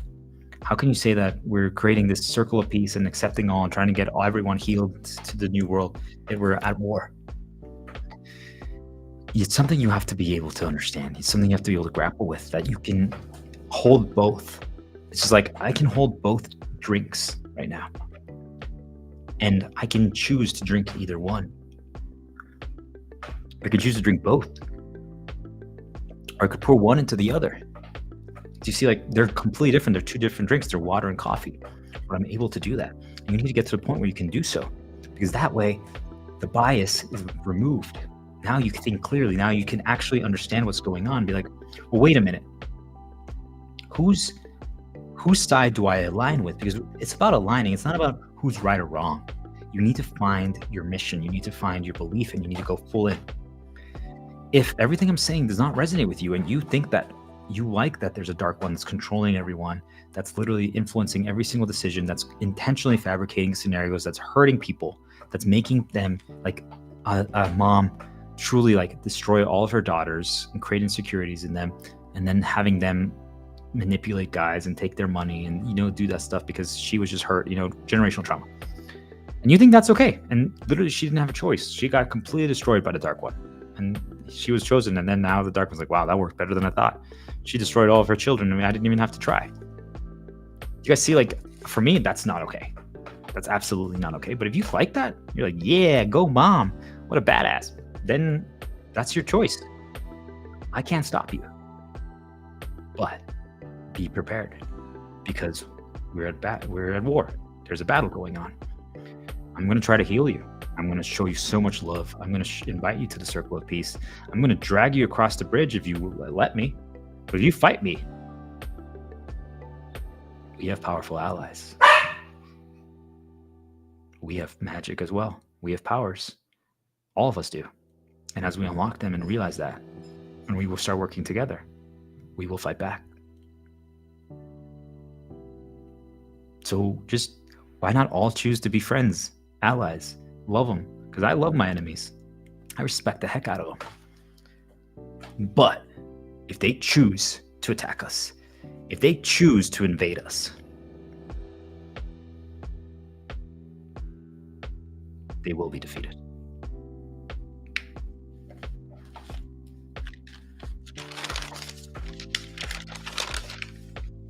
So that leads us to remembering. We forgot. We talked about it a little bit or a lot during the meaning of birth part, but I want people to understand that we forgot who we are. We are more than our human bodies, our vessels on this earth. Think about it. This is where we just play the game. This is where we navigate it. But ourselves and our higher being and our spiritual sides and all this stuff like that, it's a completely different game. And we all forgot about it. Like, this is the knowledge that we should have had from the get-go. Imagine if we were born during kindergarten, first grade, and second grade. All of this stuff is being taught to you in a digestible way, of course. The game changes. Do you guys see? Like, you can't picture it any different than how it is right now because, well, they made it that way.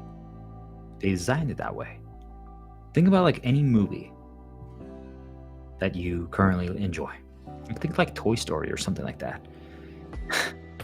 And think of it like, well, you know, people love Toy Story 3. It then has supposedly like some dark moments. And imagine if they edited that and they cut it so that it ended when they had like that. Everyone knows that moment when they're like all the toys are about to like fall into like the lava or something, and that's it. You just cut it to the credits.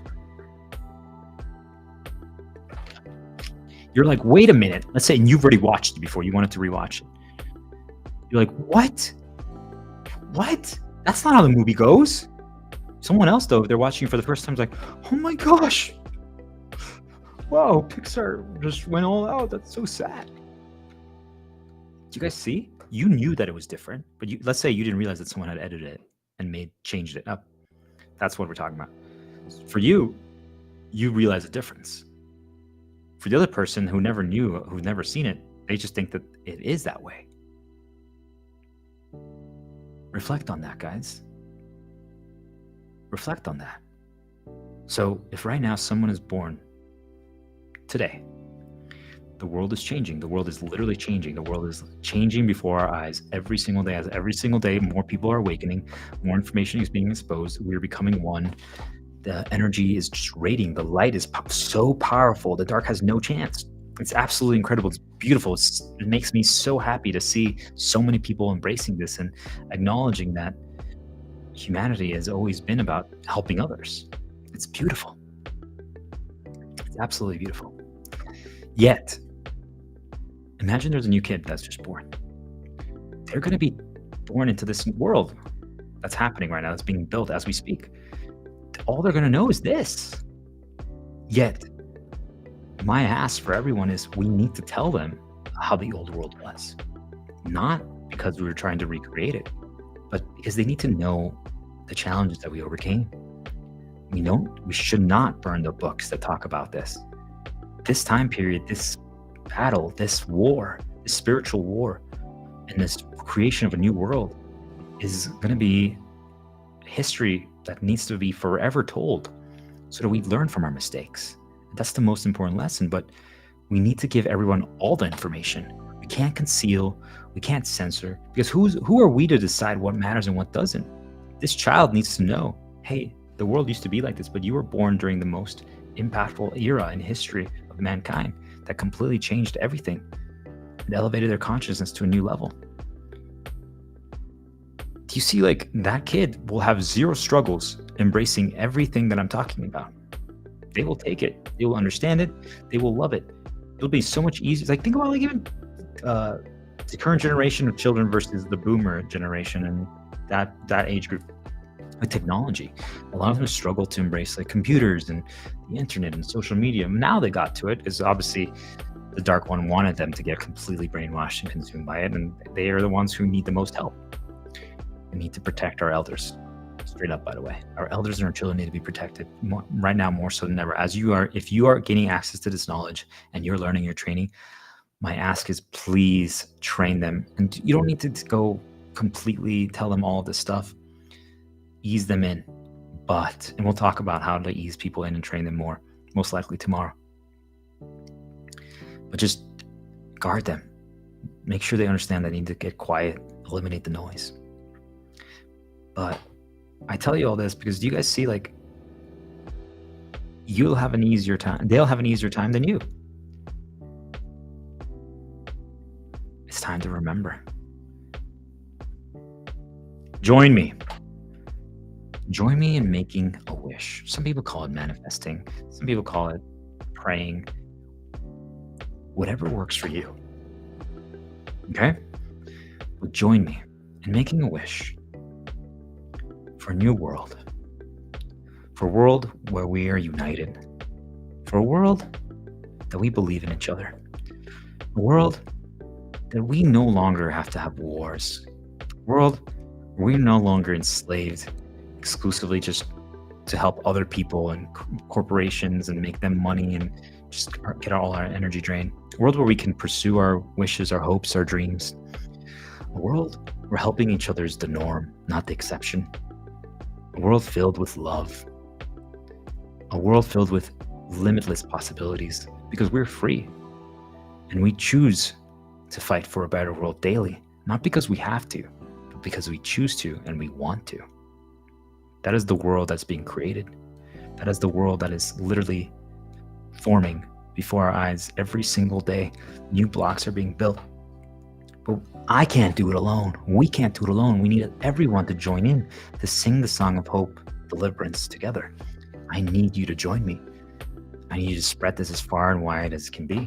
Even if you don't fully agree or understand it, share it, pass it on. The concepts that do catch your eye and pique your interest, let other people know about it. Because your energy, remember, we're connected. So as you learn about these things, as you share it with other people, it's going to be transmuted to other people through ways that you don't even understand. Energy is fascinating. We're still understanding it. I'm still understanding it. But think of it like we're just creating a tidal wave. But a tidal wave that's not going to cause destruction. On the contrary, a tidal wave that's protecting us from all the dark destruction that's out there. So if there's a storm coming, that wave is like a shield. For a lot of people, they know the biblical story of the Red Sea. We're parting the Red Sea, but the Red Sea now protects us. Or in that story, the fire that's formed that blocks the Egyptians. That is what's happening right now. If we join in together and sing together and hold hands and dance, we'll be protected. And we'll have time to cross the bridge to the new world. And it's going to be a long walk. Remember, we're doing the long walk from a point of safety, our homes, our castles.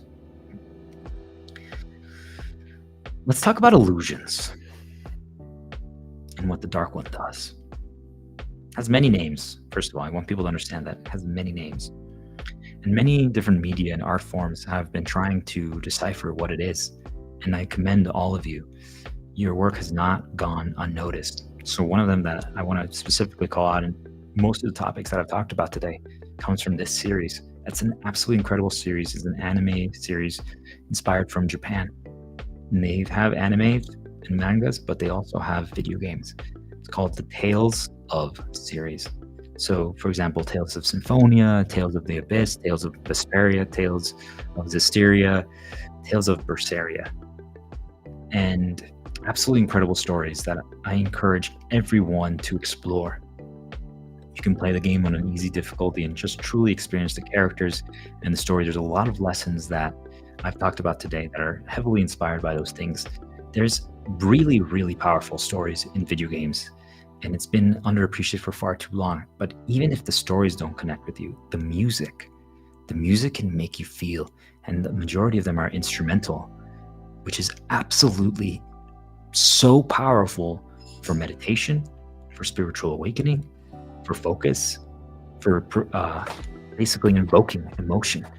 You're trying to feel a certain feeling to maybe produce, like let's say you're writing a story and you want to feel a sad scene or a love scene, like you can choose different songs to help you there. So anyway, check out video game music, check out the Tales of series. The genre is called JRPGs, Japanese RPGs, and I'll talk more about them here briefly, but illusions. So how does the dark one do it?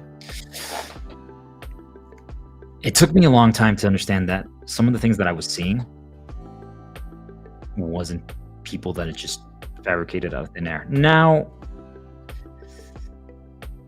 I wasn't going to say, but there is if you become a person of interest,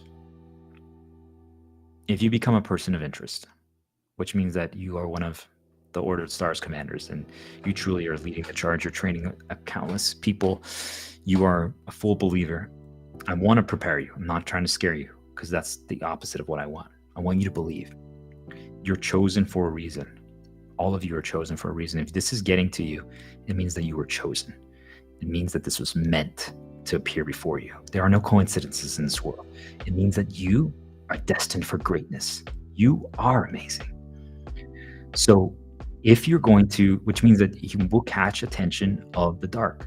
Now, as much as that can be frustrating, I want you to flip it. It means that you're doing something right. Before, it didn't even look at you. Right? Like, for guys, let's just put it this way. You were overweight. There's nothing against people who are overweight, and also we should all strive to be healthy and stuff like that. But I think everyone's going to understand the example. You're overweight, and you just didn't brush your hair. You didn't shower often. Girls never looked at you. Finally, you said enough. You lost weight. You actually started exercising a little bit, and you just took care of yourself, your skin and your hair. And all of a sudden, girls are talking to you every day. You caught their eye. Got it? So you didn't do anything bad. All of those actions are actually good. As much as this world is spiritual, and as much as the world is actually, the game is being played in higher dimensions, more so about energy, love, peace, things of that nature, hope.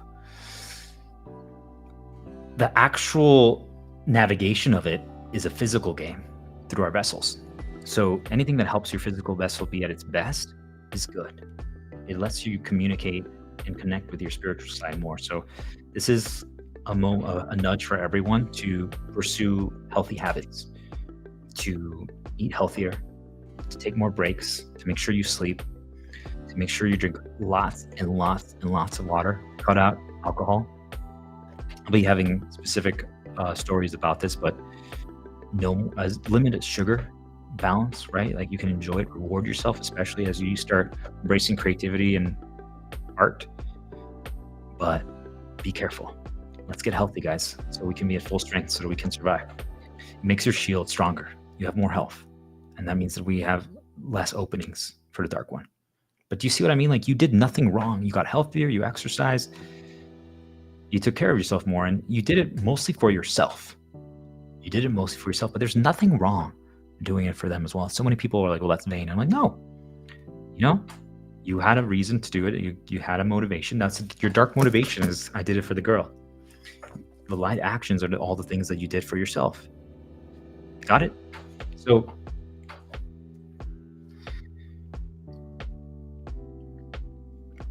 what I want to encourage people is,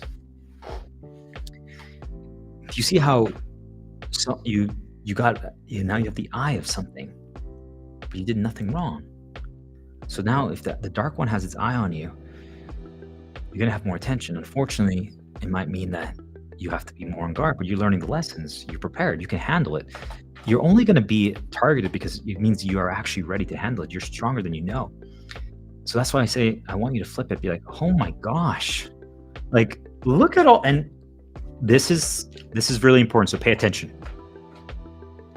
And I need to make sure I do the Discord over the next one of these days. I need to do that. I need to give you guys access, but I need to be careful.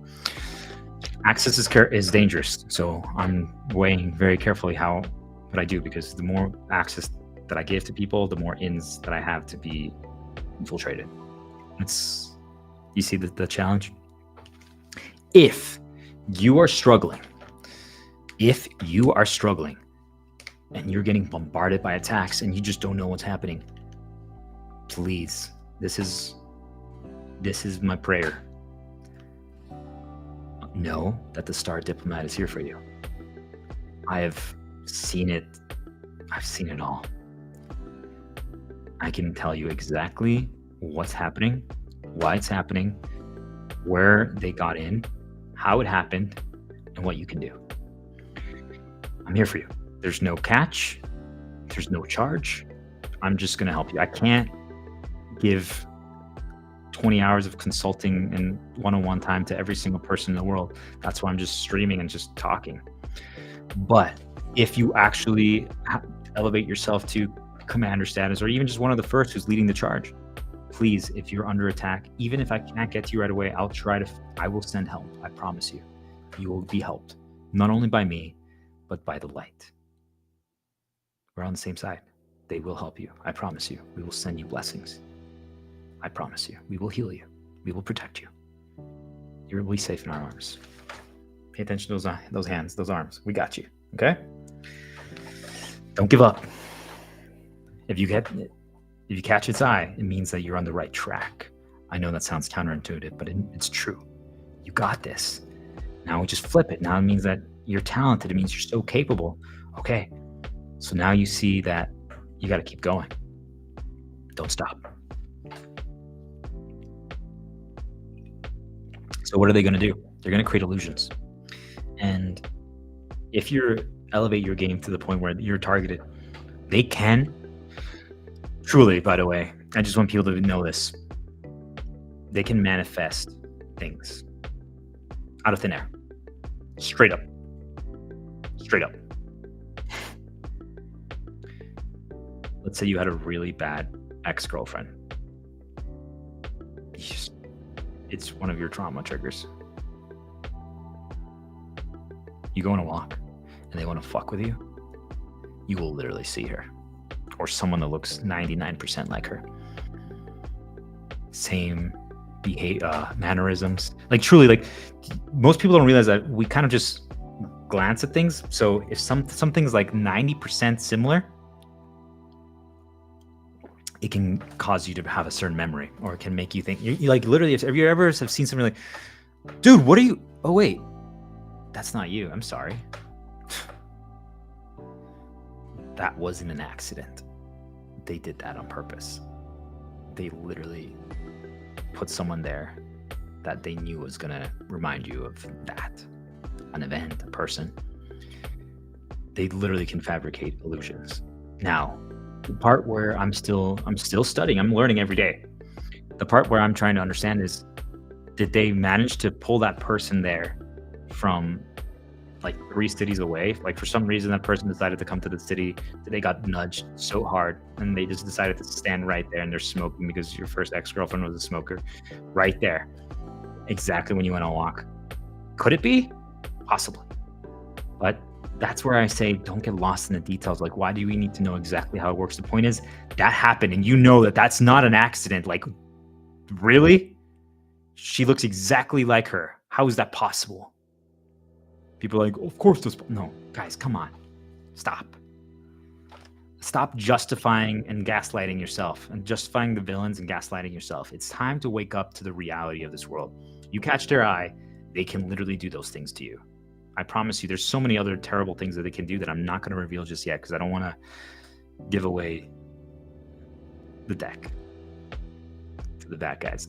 We got to first purge the darkness and then we can start telling all the light, the ends, and the secrets. But I just wanted to ease people in slowly. Just be aware.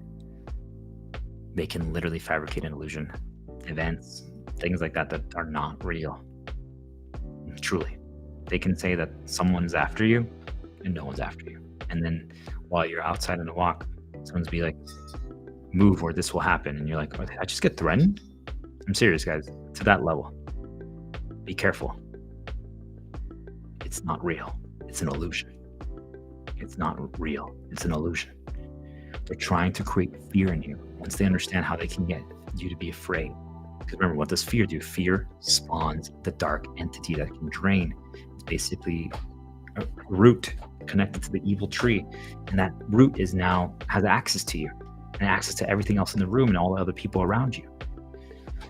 So one of the things that I want people to understand about the illusions is that even people that you might have already known can be possessed if they lose their shield and their health, especially if they drink alcohol. The dark one can control them temporarily. And this is how you know that it happened. You might have never talked to them about certain things. Ever. You might have never even talked to them. And it doesn't mean that, hey, if we live around other people or we see people every so often, you might be able to start learning some of their habits and their mannerisms and things of that nature. Sure. Like, hey, you go on a walk and you keep bumping into the same girl every day that also walks their dog at that hour. Most people talk about routines, dangerous. But you see, like, you can learn certain things. But if all of a sudden she stops one day And she starts talking. Let's say last night you got some bad news about something, right? Could be anything, or maybe you didn't, but it was like you became part of the Order of the Stars, and you're doing good, and you're finally embracing that we are one, and your spiritual awakening, and you flew out of the cage, and all this stuff like that. So now you get attention, and she literally tells you something like, again, let's say you were insecure about glasses. She's like, she turns to me, she's like, "Hey, you," and I'm like, "What?" Again, don't respond. Once you have the eye, don't respond, because they're trying to activate an event. If you engage with the event, anything can happen. Anything can happen. So yes, I'm encouraging you to be careful when you're outside right now, especially as you start embracing this path of light. They're going to target you. They're going to try to mess with you. And she says, "You seem like someone who has a 4 eyes." Like, you probably were also like fat, and let's say those are two of my insecurities, right? Like glasses and overweight. And you're like, what the first of all, you're like, bitch, pardon my language, but you know what I mean? Like, why would you say that? And two, like, how did she know? And of course, that's when the defend brigade comes and like, dude, you have to understand, like, just anyone, it's just a coincidence, you could say that. Guys, come on. How many of these unexplainable events didn't need to happen to you before you realize that anything you say, anything that you've experienced that the Dark One has seen, and they can see everything, right? Goes into their data bank, their memories. Almost think of it like an AI that can place a card in front of you. They know all of this stuff. They know your weaknesses. They know what you've experienced. They're all seeing. They're all knowing. That's why be careful what you say. Be careful what you write down. It goes into their data bank. Every camera they have access to, they can see you. Doesn't mean be afraid, but just be aware. Microphones, they can hear. So if that shit's not muted or turned off, like, and I believe even if it is off and you're just talking, especially if you're outside, I think if you're inside, you might have more protection. But if you're outside in the outside world and all the game masters have access to what you're saying, if you talk out loud, they get access to that. So if you're telling your plans outside, now they have access to that, and now they can come up with solutions to foil you. So think carefully, calculate carefully. This is why we need to operate from our castles. That's why people say don't tell your plans to other people, because if you do, now they know. The system has access to information. Now they can start planning on how to stop you. But do you see what I mean? Like, she knew something about you that there's no way she could have known. Yes, you can say that it's a possibility. Sure. Maybe she says it to every single person. Sure. But at some point, we have to ask ourselves, why is it that we keep waving it away? And why can't we just acknowledge that was impossible? And I don't want to go into specifics about me, but literally things that, like, the way when I started knowing it is like something happened to me like last night, let's say. And it just happened to me. Something completely so unique. And I wish I could tell you guys what it is, but I'm not going to, because the things you talk about can change reality. So if she knew about that, like if she was there, I would understand, but it was only me and maybe like one other person, or maybe no one. Yet she talked about that exact thing that happened to me the next day, and I just bumped into I have never seen her before, or I haven't seen her in like 7 months, and you're like, how? And it was negative oriented. We've never fought. We've always been happy with each other. You're like, what?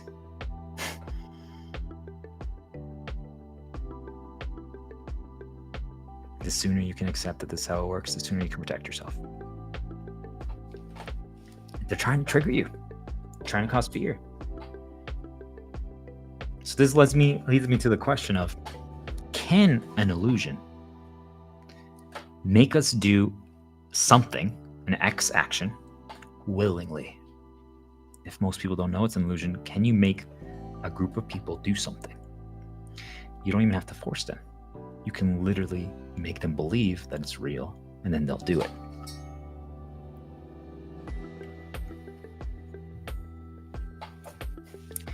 One of the things that I find interesting is that Japanese RPGs role-playing games, video games specifically, have been giving us so many valuable lessons in regard to fighting against the Dark One and how the game is played for so long. Now, I believe that the Dark One was oblivious to it for the longest time. Now it caught on, right? That's why the video game industry has been targeted, has been affected with microtransactions, terrible companies that just care about profit and money rather than an incredible product. You see, like, any industry that has become, as people use the term, shitification, any industry that has went down that road, it means that the Dark One caught on, that it was bypassing its manipulations and its fabrications, and it had to infect it with its darkness. Flat out. Think about it. I don't need to name names. You explore it for yourself. Think about any industry that's gone downhill. Ask yourself, has it become about greed? Has it become about arrogance and selfishness, about being the best, about being the biggest, about money, rather than the passion and the art and the message? Ask yourself that. You know what I'm talking about. So here's a question for you.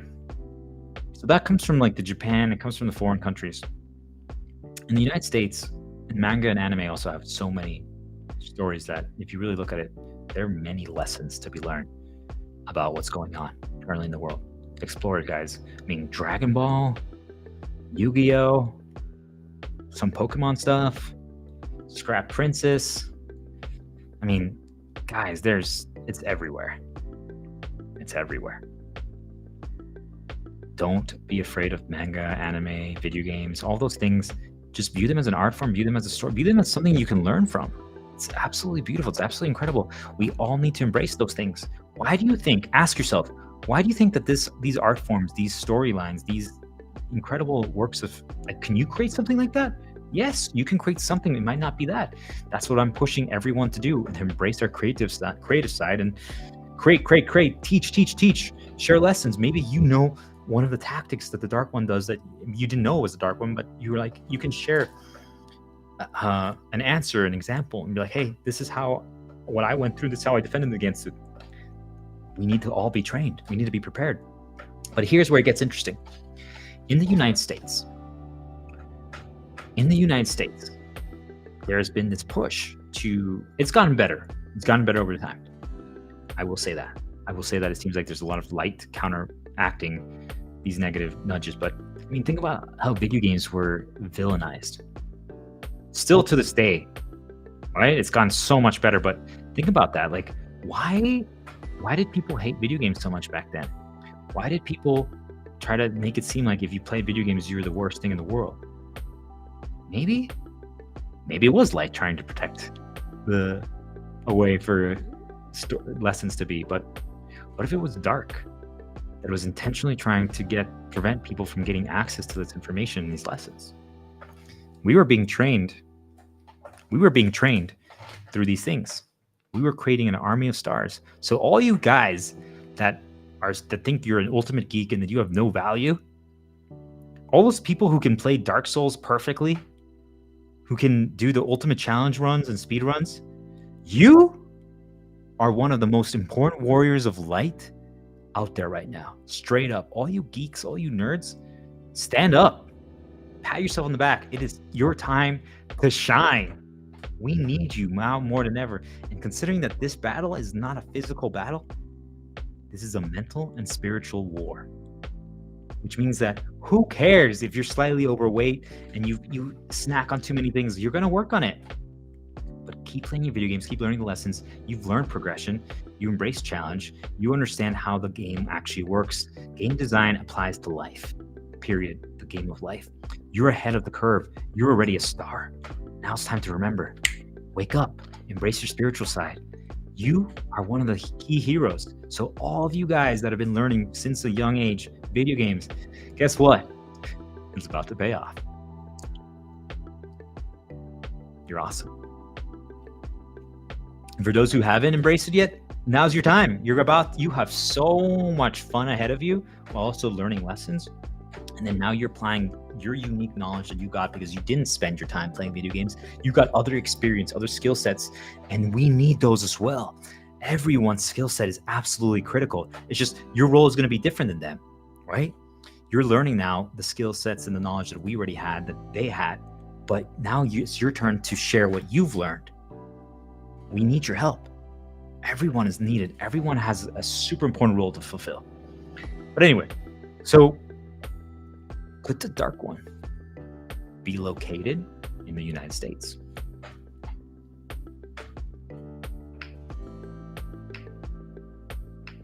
Could it be somewhere in the United States? The reason why I say that is because the United States was the biggest proponent of anti-video game propaganda, and they've really pushed against animes and mangas and things of that nature. Basically, all of the Japanese role-playing games and Japanese things was, regardless of what you believe of other people's cultures and traditions. And I mean, think about it, like the United States has really hated on other cultures and traditions for the longest time. It's just like, it's created a group of people that are supposedly the superior race, that know how the world works, that are rich, that are doing it right. And it's something really interesting to think about. Like, why are they attacking others? Remember, I always told you, pay attention. Why would anyone attack other cultures and traditions if we're all trying to make love and peace and hope and light and create a new world of equality? Like, why would someone try to stop you, right? Like, it doesn't really make sense. So here's where it gets even more interesting. Like, what if the United States is completely controlled by the Dark One? It's his puppet. It's an emissary of chaos.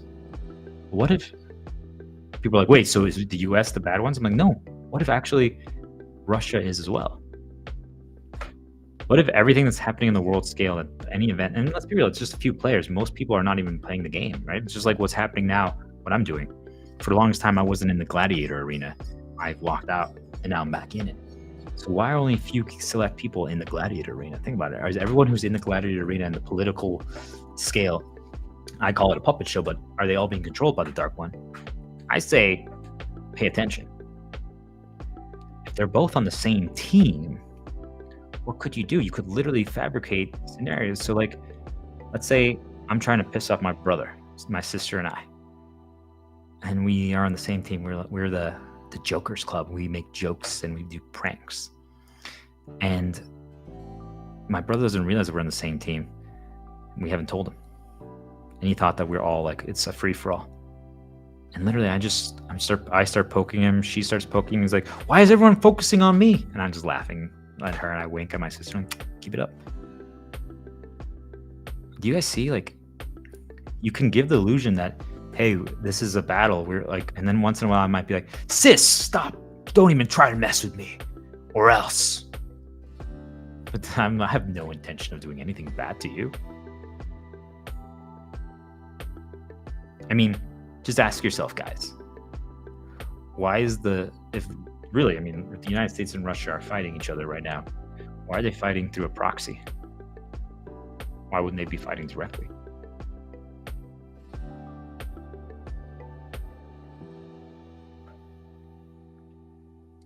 What if it's all pretend? What if they're actually working together? What if this lets both economies build up their military?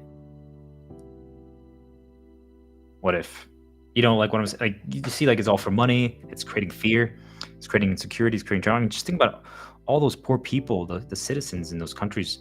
There's a permanent, huge, dark being there that's just draining everyone. And we all know that people are going to turn to drugs and alcohol for escapism, for anything to just give them a glimmer of hope and light. War is one of the ultimate ways to create fear. And then think about all the news. Like, all the articles are exclusively talking about war. Everything, if you're reading the news or you're watching the news, everything's just about war and who's bombed and who's killed and all this stuff like that. Do you guys understand, like, how easy it is for the Dark One, now that you know that's how they get its energy, it's all about money and fear. You can just create a war, you can fabricate one, and then you have full control. And then think about it. The United States is the country that popularized capitalism. And I told you, capitalism is not the answer. We're moving towards innovationism. Yet, capitalism essentially is just has become an illusion, a front for slavery to maximize energy capitalization. It's just makeup for, and just every time as people get wiser and more aware of how it works, the slavery is just being improved a little bit. That's all. That's why we have to say enough.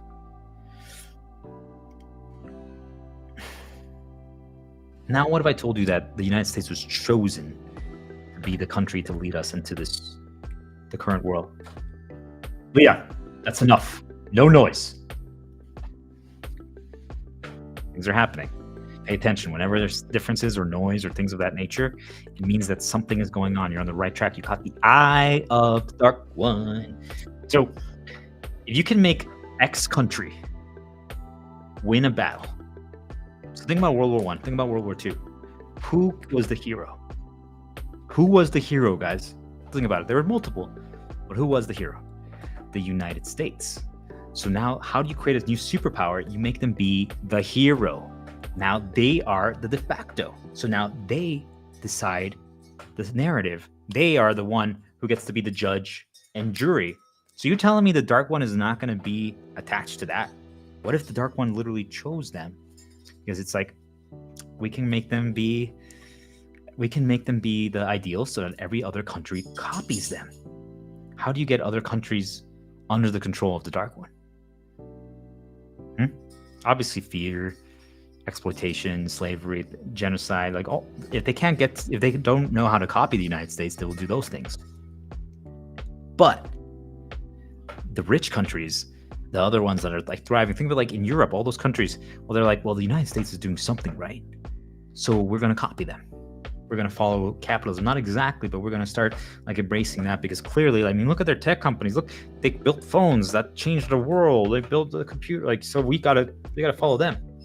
Remember what I said? Capitalism is just a front to create human ranches to drain your energy, to drain exploitation. You see what I mean? Like, you made them the hero. You made them the spotlight. And this happens with celebrities. This happens with sports players. This happens with everything. You can literally fabricate who's going to be the hero, who's going to be the chosen one, and then if it's bad, if it's for the Dark One's needs, just think about, like, what are the needs? What are the needs? I mean, even I was worrying about that earlier. And you want to know what was going on at the beginning of my journey? That was part of their plan. That was part of their plan. That was part of their plan. They wanted me to become something and do something else. The moment I fought back, all of my messages, my content got suppressed. I started getting attacked viciously. I was getting literally nudged on. Like, I was just like, this is too easy. Like, it was like a guaranteed victory. It was a guaranteed victory. I didn't even have to try anymore. I mean, I put in a lot of work, but I was just like, what is happening? Like, they're giving me the victory in a silver platter.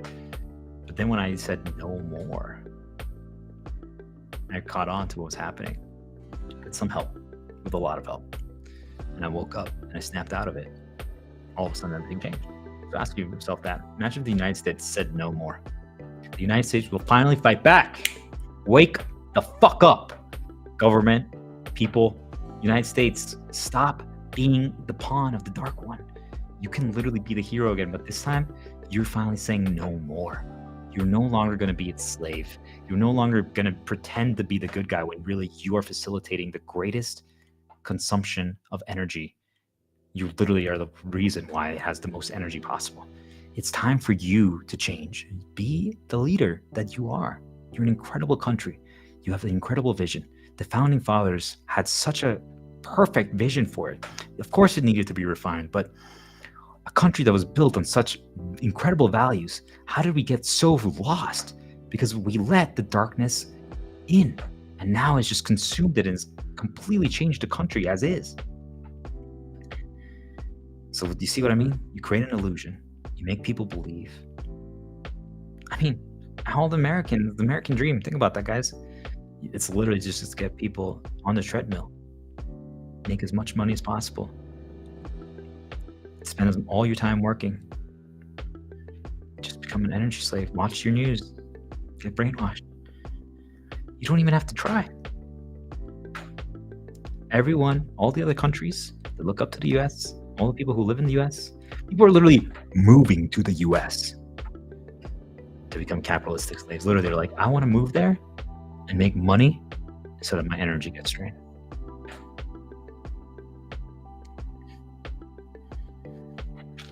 Think about what else they copy from the US. Beauty ideals, music. We're eliminating unique culture. So we're making clones. Remember what I said? If you make clones, you can rewrite people, you can rearrange people. Now you can create insecurities because people are like, well, you're not like the people in the US. So therefore, bad. We're eliminating different language. Like, do you see, like, it's all carefully fabricated plan, guys. It's time to pay attention. It's time to wake up. You could literally convince someone to walk into fire. All you need to do is show them through an illusion. Like right now, I walked into fire and I came out unscathed. And actually, I'm like, I am energized. But the fire that we created, that I walked through, wasn't a real fire. It was a hologram.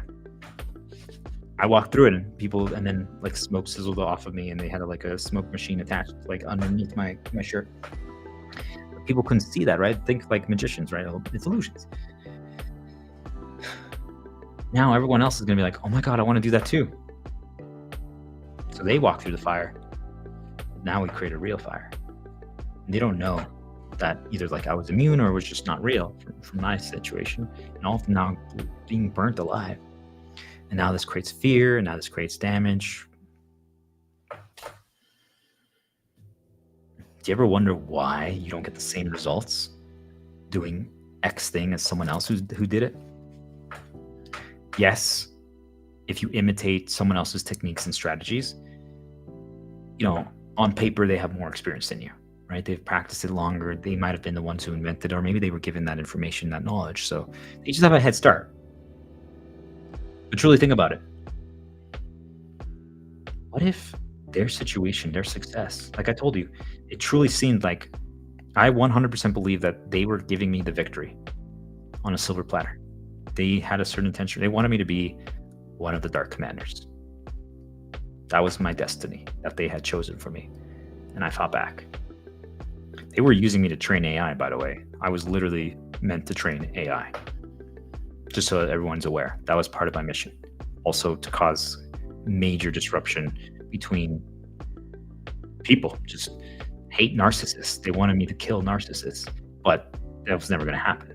But you see, like, I was creating division. That was what they pushed me to do. And I woke up to it and I was like, what the heck is happening? Pay attention to that, guys. You see, like, it was a fabricated illusion, yet it was real for me. So they convinced you to go down this path, right? But the other person won through an illusion. Think about, like, for people who work in sales. In your sales job, your boss tells you, oh, just cold call. Come on, just walk in there, just do this. You're going to get a sale. I did. But remember, when they sold 20 years ago, the game was different. No one knew about sales and psychological manipulations and price gouging and things of that nature. Or maybe they got a job because they were best friends with someone, because of the connections. And they were like, well, why can't you like just apply and get a job, man? But they didn't get a job like that. But they say that to you. You see, like, why do you are judging yourself, you're holding yourself to a certain standard when they got it through an illusion. They succeeded through that. But now they won't tell you that. They can literally pretend that they didn't. And you see how easy it is to control someone or make people do things willingly? They don't have access to all the information. This is why the game is being rewritten right now. This is why the entire world's design is being resculpted as we speak. And I need you to join me in manifesting and wishing a new reality. We're creating this new world, and that's why you're becoming a star.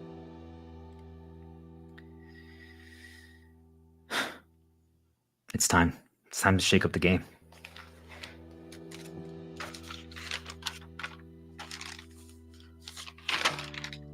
Oh man, that went longer than I thought it would, but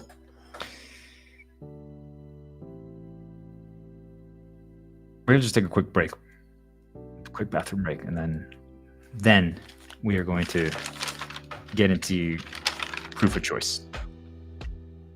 It's time. It's time.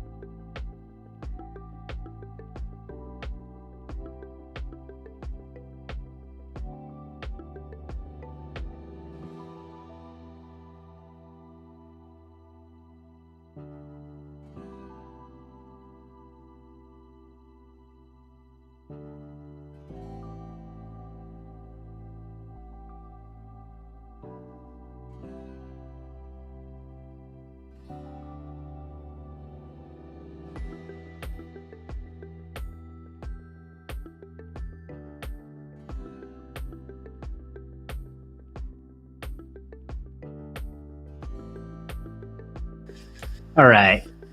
I know that I said I was going to record another segment, but we're actually going to stop for tonight. It's important to take breaks. We taught a lot of things, we shared a lot of things, and I want people to process it. I want people to experience it. I want people to feel it. But most importantly, I want you to believe. Believe in yourself. You're amazing. We are one. Don't ever forget.